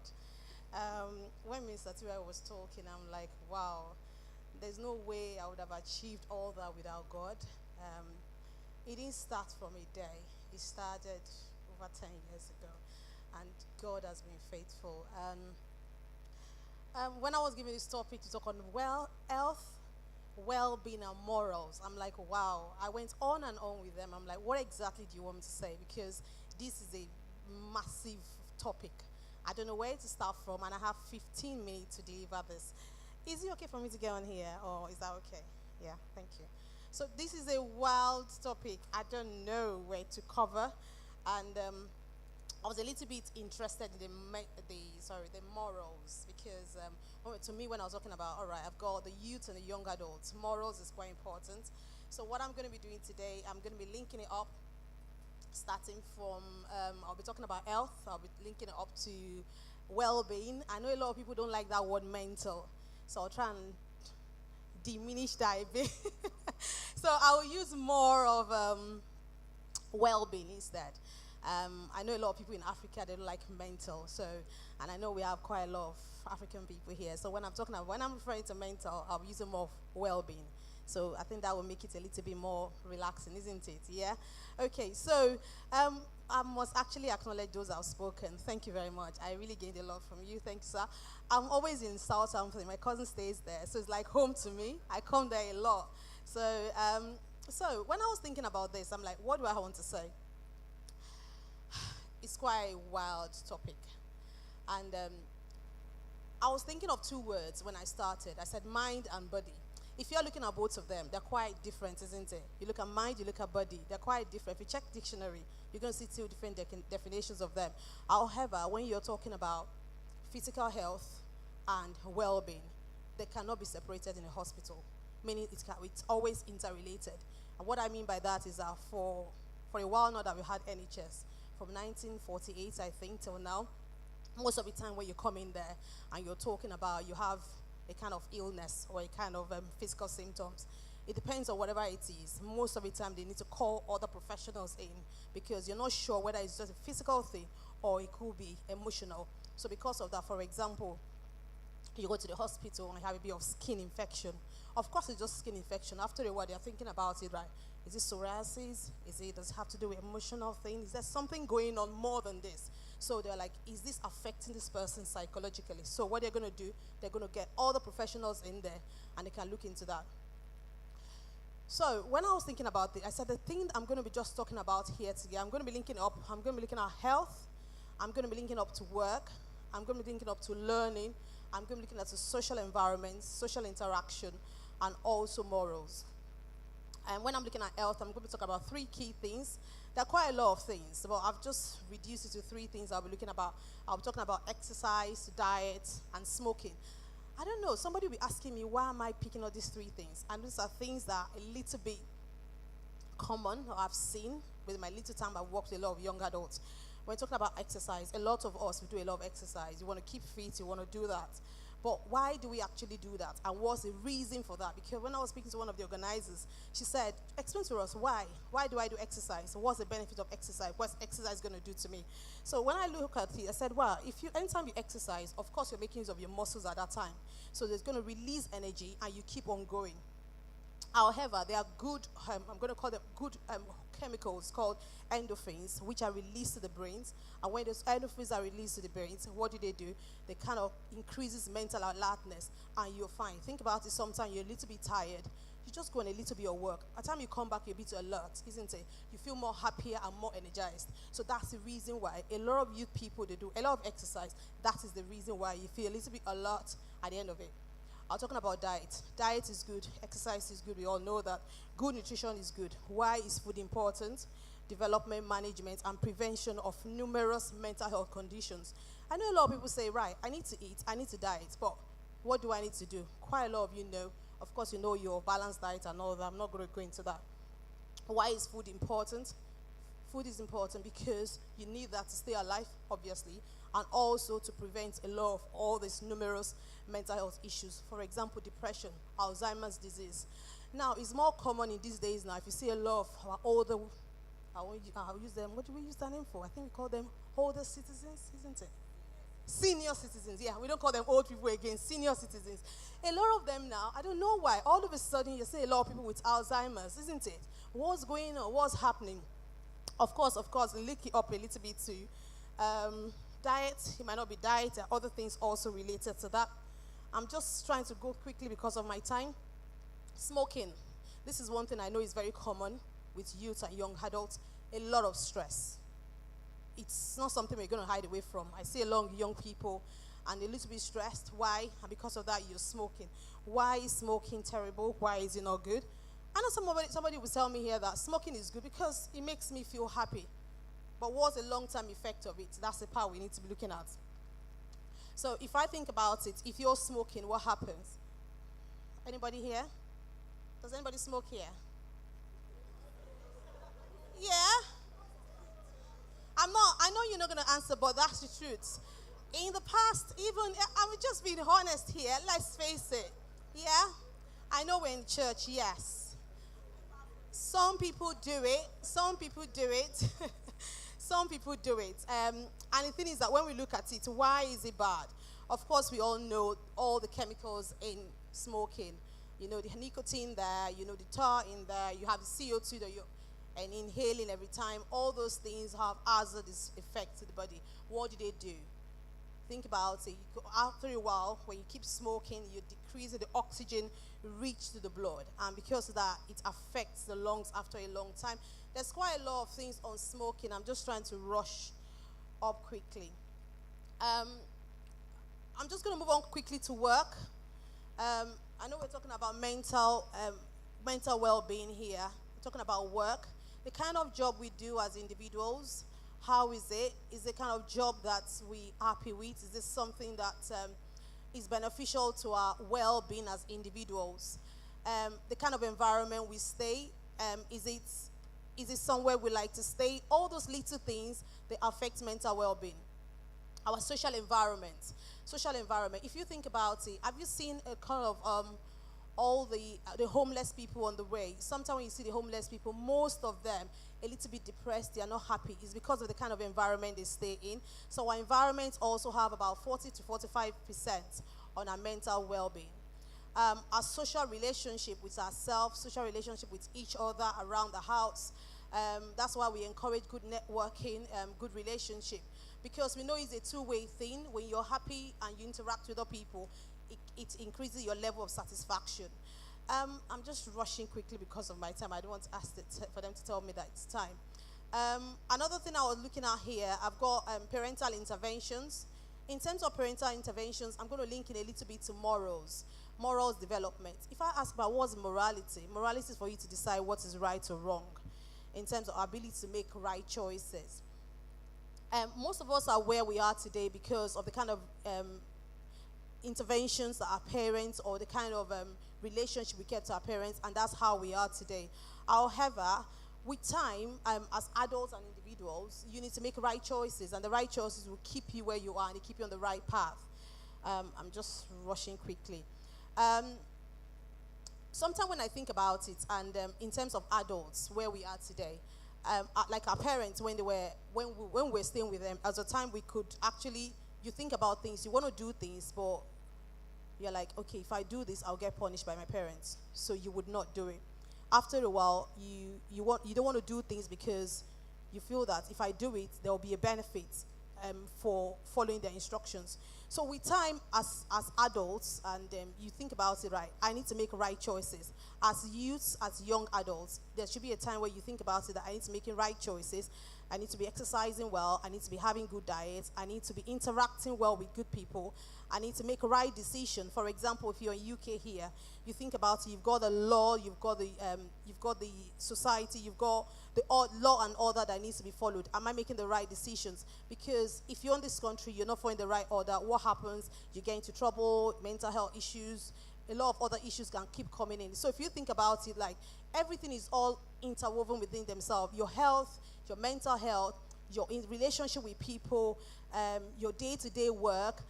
Sometimes in most organizations now, they have this kind of scheme where they encourage good working environments, and make sure in your workplace, if you're working and you feel that your employer is not supporting in any way, it's something you can speak to the HR there, because psychologically you need to be fit enough to go to work and be happy. So there should be that kind of social environment where you're happy to go to work, you can interact with the next person, and everything is fine. Also, I think I skipped the part of informal learning. One thing I've noticed along my path when I was studying, I finished from Nigeria medical school, and one thing I've noticed is that when we were there, all we just do is read to learn. But I came in here, I realized that your learning is more than your academic. So there are other ways you can learn. Informal learning. I enjoyed working with youth and young adults, especially those that have a little bit of mental health problems and all that. I'm sorry, but it's because most of them are let down and they're not accepted in society.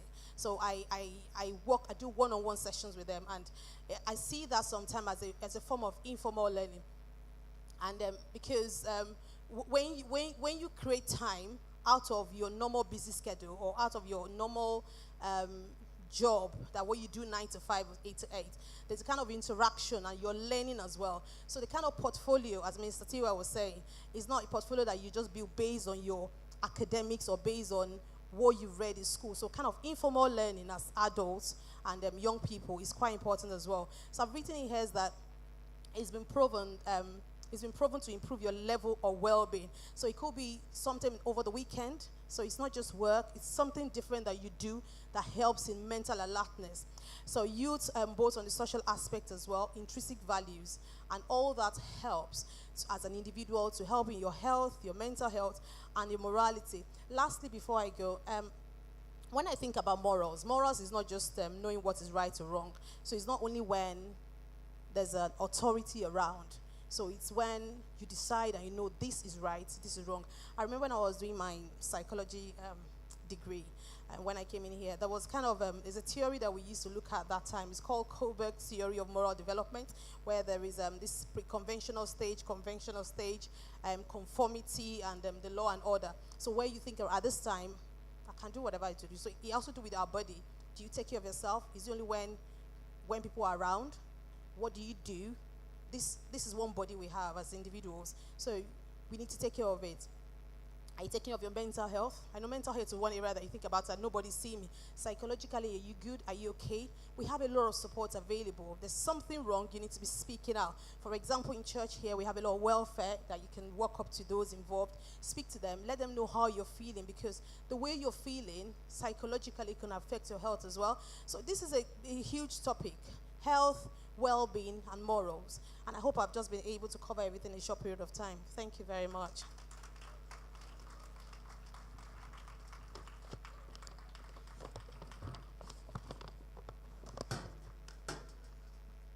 Thank you very much, Dr. Tomi.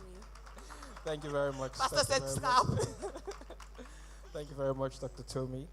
So we've got a couple of questions, and they're anonymous, but we would like you to give very, very honest opinions. So the first question that we have is it okay to take weed as it is natural? Is it okay, Is it okay to take weed as it is natural? Weed, yeah. Weed. Marijuana. Cannabis. Hello. Right. Take weed because it is natural. I will say no to that. To me, if it's not prescribed, so any medication that is not prescribed by your doctor, by your GP. So even if the person tells you is a health expert, you should not be taking it.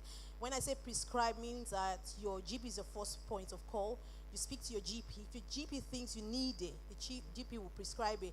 And if your GP thinks that you might need it, or you think you need it, and sometimes not even relating to that question, if there's any medication you need or something that you need that you think a psychiatrist can prescribe to you, don't go to your psychiatrist, go to your GP. The GP will make the initial referral. So everything you need should go straight to your GP, and that will be sorted out for you. So I can't say yes to it. However, recently in the news, I heard that one of these, I can't remember what it is, that was legalized. So even if it was legalized for another person, if it's not legalized for you, you should not be taking it. Thank you. Thank you very much, Dr. T. So another question for you is, a lot of African parents don't understand the concept of mental health. Most of them relate it to being insane. What can be done about this? As I said earlier, I know mental health is a big issue, and even myself, before I use that word, I look at the society I am. I work with a lot of mental health people also in Nigeria. We have an organization where we go to corporate organizations and we work with staff. For example, GTB, Coca-Cola, we have staff. We work with those corporate organizations, the staff in there. So when I'm speaking to an adult in Nigeria, as someone that works in GTB, for example, I'm not going to use that word mentor. The person's not going to listen to me. So there's a baseline assessment that they fill in there, and there's any referral, they come to me, I assess them, and I pass it on to the next person. So it is still one thing, it's the stigma. It's just the stigma, and it's there. It's so terrible. But here, it doesn't work like that here. If you're African and you think you're not happy, there's something going on, voice out. Can I say this to you before I go on? Here, I am trying to see how to rephrase this. Now, in this country, there are a lot of students that they've been on medication because of a mental health problem in primary school, secondary school, and in a university. By the time they get to university, student finance that pay their school fees, they get psychiatrists and psychologists to go and assess them in the evening. So we go into the university to go and assess children that have a mental health problem. They've declared that that is what is wrong with them. So if we have home students here and they're saying, we need help, and we are assessing them, why should an international student that come in here and you're not feeling well and you're not opening up? I go in there, I do an assessment, someone is a home student. Home student, when I say that, means that someone that is born here. So they're taking care of them. So if you're international, you're coming into this country and you don't feel well, you need to voice out. Nobody's going to help you out. If we go in there, we are doing assessment for them, and they're fine. And at the end of the day, they graduate. There's a lot of support that is in there for you. You need to be voicing out. You need to be talking out. If you're not talking out, we can't do anything about it. I know it's because of the kind of culture we have. Our parents have said, there's nothing wrong with you. You're fine. Don't reject it, refuse it. It is not well. It's, those kind of words. But if you're not happy, if you, for example, you come in as a student here from Nigeria, you come in here, you find it difficult going for lectures, for example, social phobia, anxiety, things like that. You can't just lock yourself up in the room and say, I am not going anywhere. It is not right. You should not be doing that. You're making the situation worse. And that's why myself and some team of people as well, we started an organization where we look after the mental health being of international students here in UK. So what we do is that you come in here into UK, your parents know that we have a supportive people here. They're working here. They're settled in UK. We look after you. We pick you up from the airport. We're a specialist mentor to you here. We have university lecturers that'll be working with you. There's mental health support. Is a wraparound services. So your parents they're coming in here. There's a kind of specialist mentor people that'll be working with you, and you're fine. If there's an issue there's something coming up, we can easily get it quickly, and we can pass it on to the next set of people. We can tell, right, you need to speak to your GP, you need to be doing this at this time, you need medication, and not just lock yourself up in the room. You need to be talking out. I can't say more than this. Thank you very much. We've got 2 more questions on the weed ish, but you've properly addressed. No, you've properly addressed that, and we've got another one. So this one says, how do you make your friends that are suicidal or depressed to seek help from a professional? Right. How do you help your friend that is suicidal seek help? Right. Number one, you will only try your best. You cannot physically pull the person to the GP. You cannot physically ask the person, right, you need to go with me, I'm going to pull you. You can't do that. Even we as professionals, there's a little you can do. That's why I enjoy working in the community. I like the community because you see it's raw. You see, because this is something that you read in books. They tell you that somebody that is depressed, a person that is suicidal, you get into their rooms, and you can see a lot of notes on the wall. And the note says this, and the note says this, and the note says this. You read it in the books, but when you go into a room of someone that is suicidal, you see these things. So that's why you know this thing is real. So if you have a friend, for example, you're living with a friend that is suicidal, all you need to do is just keep reassuring the person. As much as possible, encourage that person to speak out. You can only do what you can do. You cannot, if it depends on the kind of relationship you have. If you know the person's parents, you might want to tell the person, and it depends on the relationship you have. As much as possible, the person has to give the consent to say that, because you cannot go out of behind the person to go and, the person has to be ready, right, I'm willing, I need the help. So you can only encourage the person, tell the person why you think the person needs the support. And as much as possible, pray for the person. But you cannot do more than that. You can't go and meet the GP or go and call Mind or go and call the Samaritans online or go and look at numbers and keep saying this. You can't do that.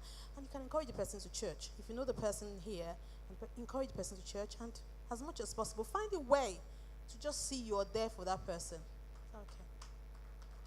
Thank you very much, Dr. Thank Tomi. you It's very been such an insightful session. We're going to let you run off now. Thank you very much. Thank you Any very much, question? Dr. Tomi. If you guys have any questions, unfortunately our time is fast spent, and we still have a couple of more guests to go. There's going to be a table at the back of the church, and you can put your name and your email address, and all the speakers that has spoken today we'll send the questions to them, and they will definitely get back to us with all your answers, and we can forward that to you. So we'll be needing your name and your email address if your question hasn't been answered from the Slido app. So we're going to move on to the next segment, and I'm going to let AK handle that. Okay, before we introduce our next guest, just to add to what Dr. Tomi has said, I'll share my experience. Now, when I was doing my master's degree here, so I was January start, and then my program finished in January. So I had to turn in my dissertation sometime around early January of the following year. And, it was about that time in a relationship, blah, blah, blah, I'm in love. My wife's family said, oh, come and see us close to Christmas. I was like, let me just leave my project. I just left my project. Then I went, carried my big head, I went to see them, enjoyed Christmas with them, it was nice. And then I came back, and then I had to start catching up with my dissertation. And believe me, I had like 2 chapters to go, and the other 3 chapters still needed to be edited, and I was stuck. I said, do I need an extension? Which excuse will I use? So I started asking my friends. Some said, they told their supervisor, they've lost people in their family, somebody's dead somewhere. I said, what will I do? I can't lie. Everybody in my family is alive. So I said, what is the easiest thing that you can get away with in this country? I went to the health center. I told them, I'm mentally stressed. The doctor said, what? I said, I have problem. It's from Nigeria. It's affecting me. And it was so easy. The guy just, you're mentally stressed. I said, yes. Papa, he just gave me a note. I took it. I went to the woman, said, what's wrong with you? I said, I'm mentally stressed. She looked at it. She gave me 2-week extension. So, for those of you, if you are getting close to your deadline, just the mental. But don't quote me on that one. I would not encourage that. It works, but don't quote me on. Oh, we have a lecturer here. Don't let him catch you. I would not encourage that, but I think the point AK is making is that they take mental health very serious in this country. So if you have any mental health, like if you think you're going through anything or you know anyone going through anything, it's good to voice out, because depression then leads to suicidal thoughts, and then you don't want to have that experience of I wish I had did something, or I wish that voiced out or anything like that. So mental health is very, very serious, and we need to take it seriously. So thank you so much, Dr. Tomi, for buttressing on that point. So we're going to move on to the next section, finally. Okay, so we're going to move on to our next speaker. And our next speaker is Yetunde Adefila. Yetunde Adefila is a HR generalist with over a decade experience working in people management. Yetunde has got an MBA and would be completing CIPD level 7 by the end of 2019. Yetunde's area of specialism is generalist HR and learning and development. Yetunde has been involved in a few startup projects, recruitment and selection, employee engagement, and general HR support. Yetunde is passionate about people management and development and strongly believes that a calling is closely related to her profession. Please make welcome our next guest, Yetunde Adefila. Thank you very much. Thank you very much. I must warn you before I start, I'm not going to be as charismatic as all the speakers that we've had. It's going to be a little bit prescriptive. As you know, CV writing and interview technique is not something that you can make flamboyant. So I'm just going to be talking through what a CV is. If they can put up the slide, please. I feel that your CV is your career DNA. If somebody looks at your CV, they should be able to see who you are. When somebody sees your CV, you should paint a clear picture of who you are as a person and what you can achieve. I remember when I first started in HR and my first CV, I looked at it one day, I was like, I wouldn't hire me if I saw this CV. Because most of the skills that I had, I wasn't portraying it properly on my CV. So one of the first things I would probably emphasize that you should do is know yourself. Know your strengths, know your weaknesses. If you don't know yourself, you won't be able to sell yourself. So one of the first things I did when I was writing my CV in my journey was I sat down, I looked at my strengths, I looked at my weaknesses, I tried to see the ones I can easily link to jobs, and I made sure it showed in my CV. So, and if somebody looks at your CV and they cannot in their mind's eyes imagine you as a person or how you will be able to perform in a role, that means your CV is not doing you justice. So my assignment for you today is I want you to go home, have a look at your CV, and look at it objectively, don't look at it like you, look at it like a recruiter is looking at it, and ask yourself, will I recruit somebody that has this CV? And if you feel that your CV does not portray who you are as a person, that means you need to do a lot of work on your CV, if that makes sense. So I'm going to talk about the different types of CVs that we have, and I think that's closely, there are two ways you can look at it, dependent on your level of experience, and then also the industry that you work in. So I can see that a lot of people here that are beginning their careers. So if you're beginning your career, what your emphasis should be on in your CV are your skills and maybe any other extracurricular activities that you have. A lot of people feel that if you've not worked before, you can't put anything in your CV. Even if it's what you're doing in church, you can put it down that you're volunteering, you coordinated this activity, that you're able to support with this, so you can pull all of that into your CV. Even if it's something that you do outside, maybe you are managing a football team or whatever it is, because those are key skills that employers are looking for. Your team working, your ability to coordinate, problem-solving skills, and all of that. You can also include part-time jobs that you've had and summer jobs too. One thing I must emphasize is that you need to be creative with the wordings in your CV. As opposed to writing in your CV that, I serve drinks in a bar, which sounds very mundane. I'm sure that's what you do. You can say that you're responsible for managing customers' orders and ensuring that the company's customer service levels were maintained at a high standard. So it's exactly the same thing, but you've worded it in a way that you are showing your responsibility in terms of what it is that you do. So be very, very creative, especially if you don't have a lot of experience in the way you write your CV. And if you are just starting your career, please do not be tempted to make a 5-page CV. Nobody's going to look at it. I usually recommend one page, high impact CV, but if you feel you have a lot of volunteer experience that you have that you want to put there, you can make it 2 pages. But if you're just starting your career, usually I recommend 1 page, high impact CV. So if you're probably in your middle of your career, like a few people are here, you may want to showcase measurable impact and achievements that you've had. So I always say, when you're putting the roles that you've had, always put a brief introduction in terms of what you've achieved. And let it not be as if, oh, I worked in this company for 3 years. People like to see numbers. So you can put things like, I managed a budget of so. I was able to increase customer service by X percentage or whatever. So all of that, it shows that you're achieving something as opposed to just saying, oh, I increased customer service. People like to see numbers. I always say that it's always good to be humble in your social circle. I don't like people that brag, but on your CV, you have to brag. It's not called bragging, it's called selling yourself.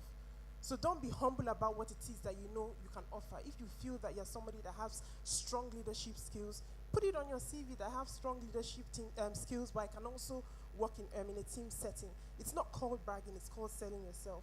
But I wouldn't recommend it in a social setting.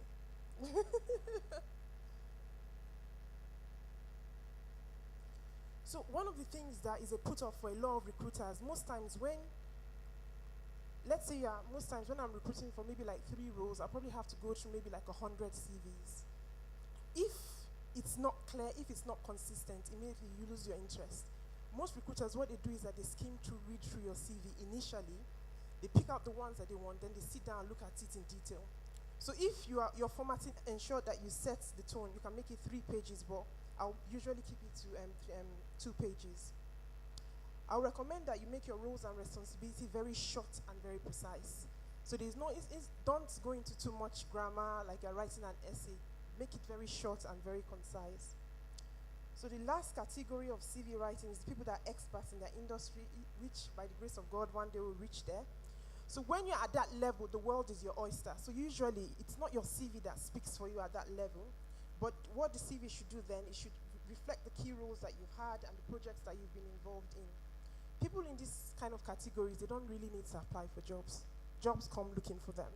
So usually they don't usually send out their CV. Usually it's a case of, oh, I think you'll be suitable for this role. Can I have your CV? So it's kind of like a tick box exercise than anything else. And they are usually recruited based on referral. And at this stage, like I said, your career speaks for itself, so a piece of paper doesn't really matter. Okay. So the other format of writing CV dependent on your industry. Some industries have particular CV format. So you need to research the industry that you're in. Like architects now, your CV has to have your portfolio at the back of it. So you need to research the kind of industry that you are in and then tailor your CV to that. Next slide, please. Or 2 slides behind. Next slide, please. Thank you. So in terms of CV writing formats, I'm not very prescriptive because there are 1,000,001 CV formats out there. But what I'll usually say is that it needs to be clear, concise, professional, readable, and you'll be fine. Because different recruiters, I don't know if you work with agencies, sometimes they tell you, oh, do your CV like this, do your CV like that. It's personal preference. So people will tell you every now and then to tweak your CV, but as long as it's clear, concise, and it's readable, you'll be fine. So, but my personal recommendation is that you follow the following format. Next slide, please. So usually I'll put my name, my town, and my phone number. You can put your address there, but I think it's completely optional. I don't like my address floating around on the internet, especially knowing that you're applying for several jobs and you might or not might be called or not be called for an interview.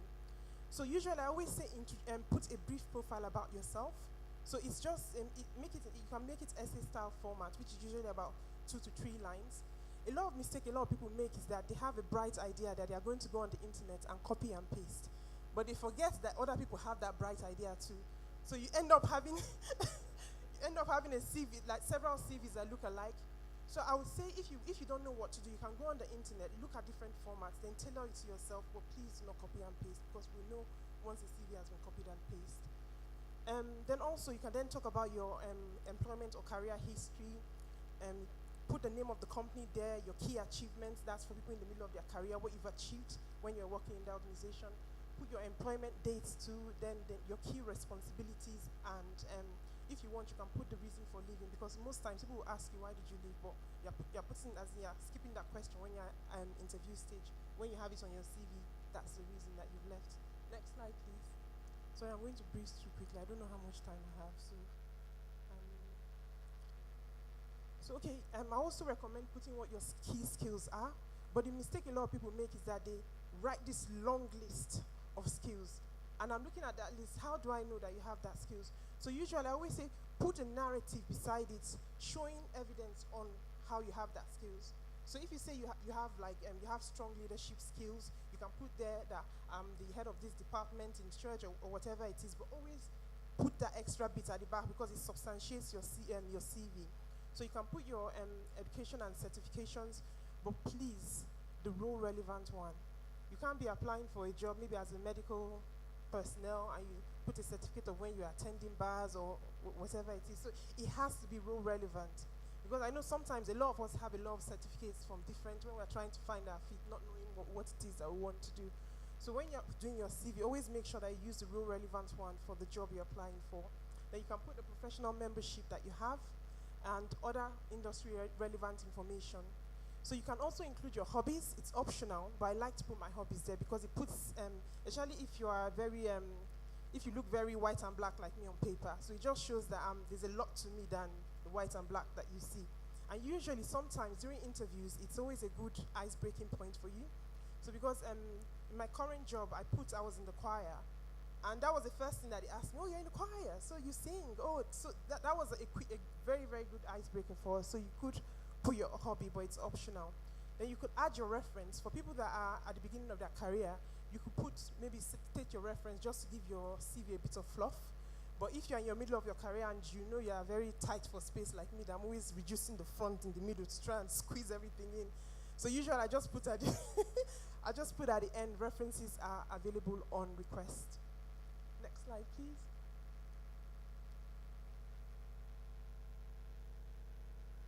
Okay, some quick do's and don'ts of CV writings, talking about proofreading. So the first do's is that always proofread your CV. It's such an annoyance. When somebody says that they have keen attention to detail and they spell detailed wrong, you know that is a problem. So always always proofread your CV. I always say send your CV to somebody else, because sometimes when you write a document, you just become blind to the mistakes because you type it up so you can read ahead. So give it to somebody else to read and proofread it for you.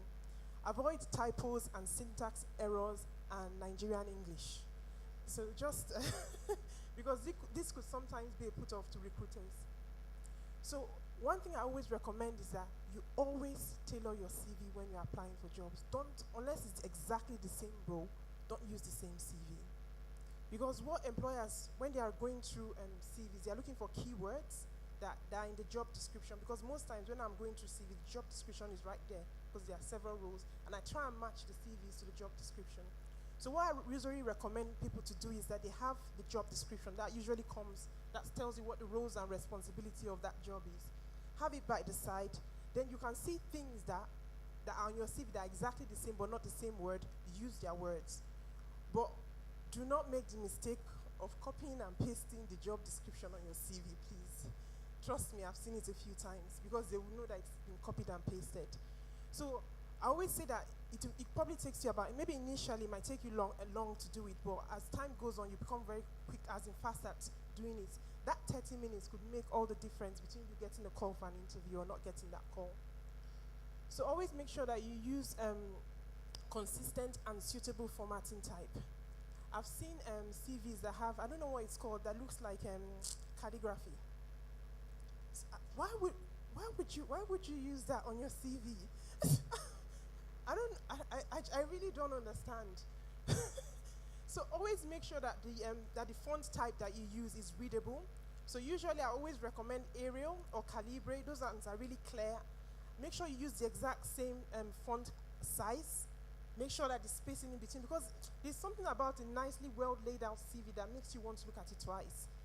If it's everywhere, you're like, But if you see something that is even naturally to you, want to take a second look at it. So it does make a big difference. Then I always recommend that you use power words too. So words like achieved, supervised, launched, coordinated. When you are describing your achievements, don't just say, I put something together, I put a project together. So you use words that will make people know that you actually did something there. Next slide, please. And my favorite part is the don'ts. Don't fall into the pitfall of lying on your CV. Because most times, 9 out of 10 times, the questions that you get asked during an interview is from your CV. And usually a recruiter would know when you're lying. So 9 out of 10 times you'll be caught, unless you are like a wonderful, powerful liar. And you shouldn't be in church, if that's the case.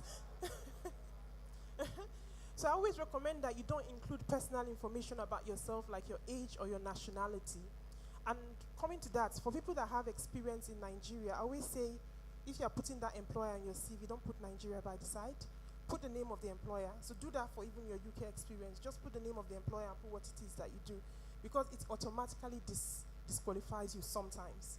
I know some people have unconscious bias. Somebody, you can say that you've worked as a doctor in Nigeria for 5 years. It's quite different from somebody that's worked as a doctor in here for 5 years. So I always say just take that little bit of information out.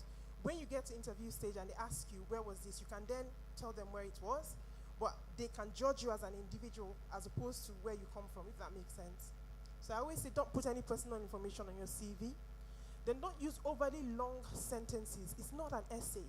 Sometimes you'll be trying to read one task that somebody or responsibility that the person has, and 2 minutes later you're bored. You still don't understand what the person is saying. So keep your sentences short. And use we're very strict. And don't mention money on your CV. Don't put your salary expectation on your CV, because sometimes it could shortchange you and it could be a put-off to recruiters. So usually, sometimes a role, I always tell people, when they advertise a particular amount, it's a range usually HR has. So we can go below that amount, or we have the ability to go higher if we really want you and you're pricing higher than that role. So don't mention it on your CV, because it could be a put-off sometimes. And do not include pictures on your CV. You're not an actor. Maybe if you're an actor or you're a model, you could do that. But I've seen a few pictures seen a few CVs with pictures on them. It's not really required. And not use negative words in your CV or portray your previous employer in a bad light.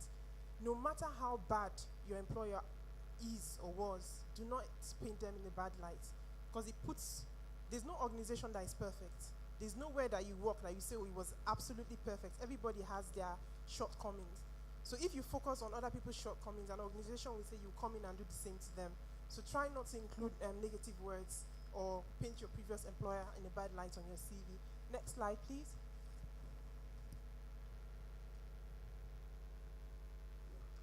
So successful interview techniques.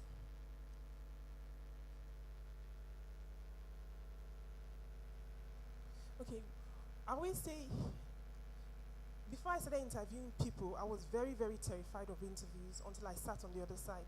So usually, unless you understand the role of something, it's very easy for you to abuse it or not to fully comprehend it.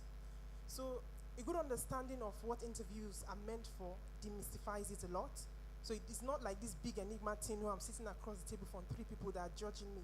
So you understand it. So I see interviews usually as an audition for both parties. So it's not just the employer that is trying to gauge who you are. You should also be trying to gauge the employer.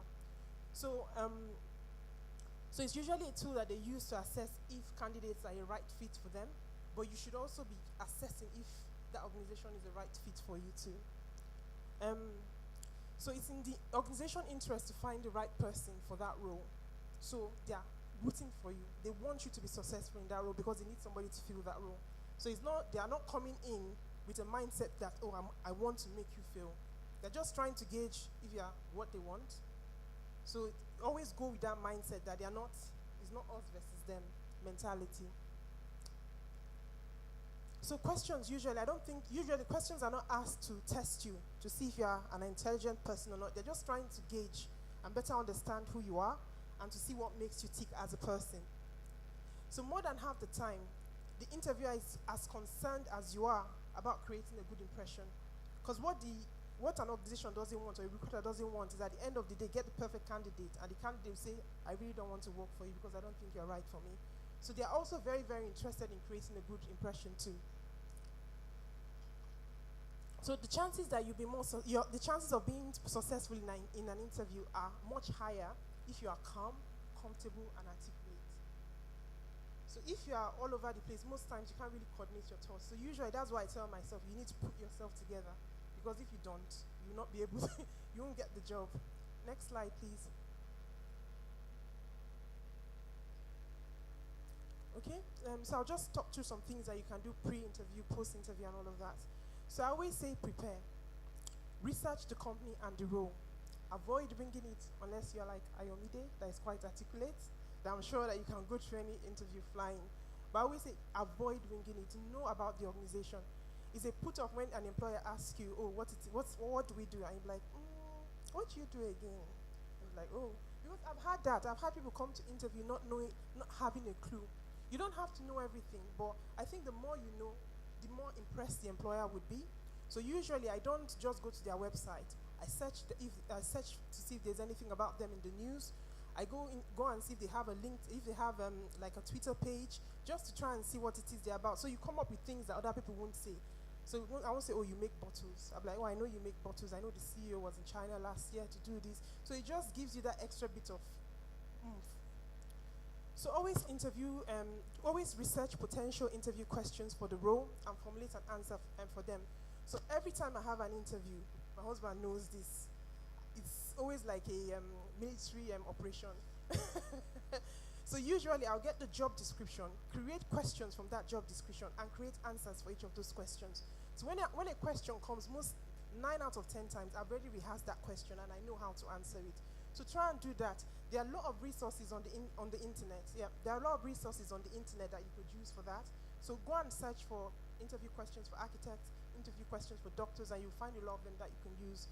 So always arrange, if you could, arrange a mock interview session with somebody and ask for honest feedback. And I always say this, dress the part. Always dress the part. Even if the job you are going for is a cleaner's job, wear a suit. Immediately you walk in there, you've created an impression already. Always, always dress the part. I cannot emphasize this. I've seen people come to interview with something that looks like a short for a job, and people do it, yeah. So always, always dress the part, because one thing with people is that first impression, they last a lifetime. So the way people see you when they interview you, when you work for them, that's exactly the same way that they will see you. So usually, even if later on I'm going to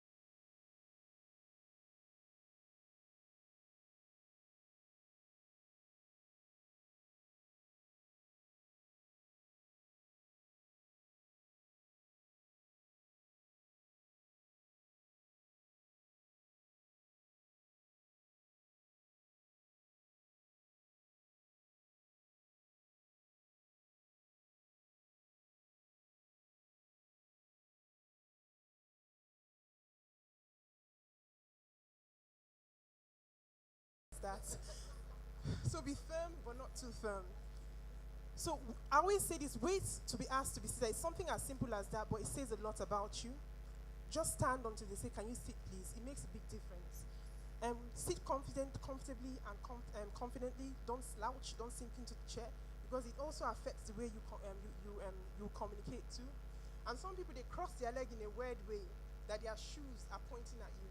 Do not do that in an interview. The interviewer does not want to see the chewing gum at the back of your shoes, trust me. So just be very mindful if you are crossing your leg. So when asked if you want a drink, as simple as that is, if there are drinks available in the room, there's water there, you can say yes please. But don't make your interviewer walk out of the office if there are no drinks there to get you a drink. So just say no thank you, and just try and use your speak to make yourself feel better. So when asked a question, keep it short and precise. Do not speak too slowly, do not speak too fast. Be clear and speak out. And your answer should always have a flow. And usually around between 2 to 4 minutes per question. Usually I would say 2 to 3 minutes. Anything more than 4 minutes, they're like, please shut up now. Please shut up now. So just usually 2 to 3 minutes, unless you see that they're quite interested and they're giving you extra cues to keep going on, then I'll recommend you can keep going on. Next slide, please. So when answering, this is one of the questions a lot of people fail. When they say, tell me about a time question, this is, a lot of interviews, they have that question. When they say, tell me about a time, some people, they ramble on and on and on and don't answer the question. So at the end of the day, you're wondering, what just happened?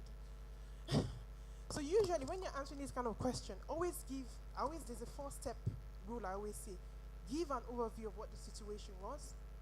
State what the problem was, the precise problem. Give the steps that you took to address that problem, but don't make it look as if you're a one-man army. Talk about other people, even if you're the person that contributed mostly to that outcome or whatever it is. Talk about the inputs. My team members supported me in achieving this. And always state what the outcome was at the end of it, and how, and the impact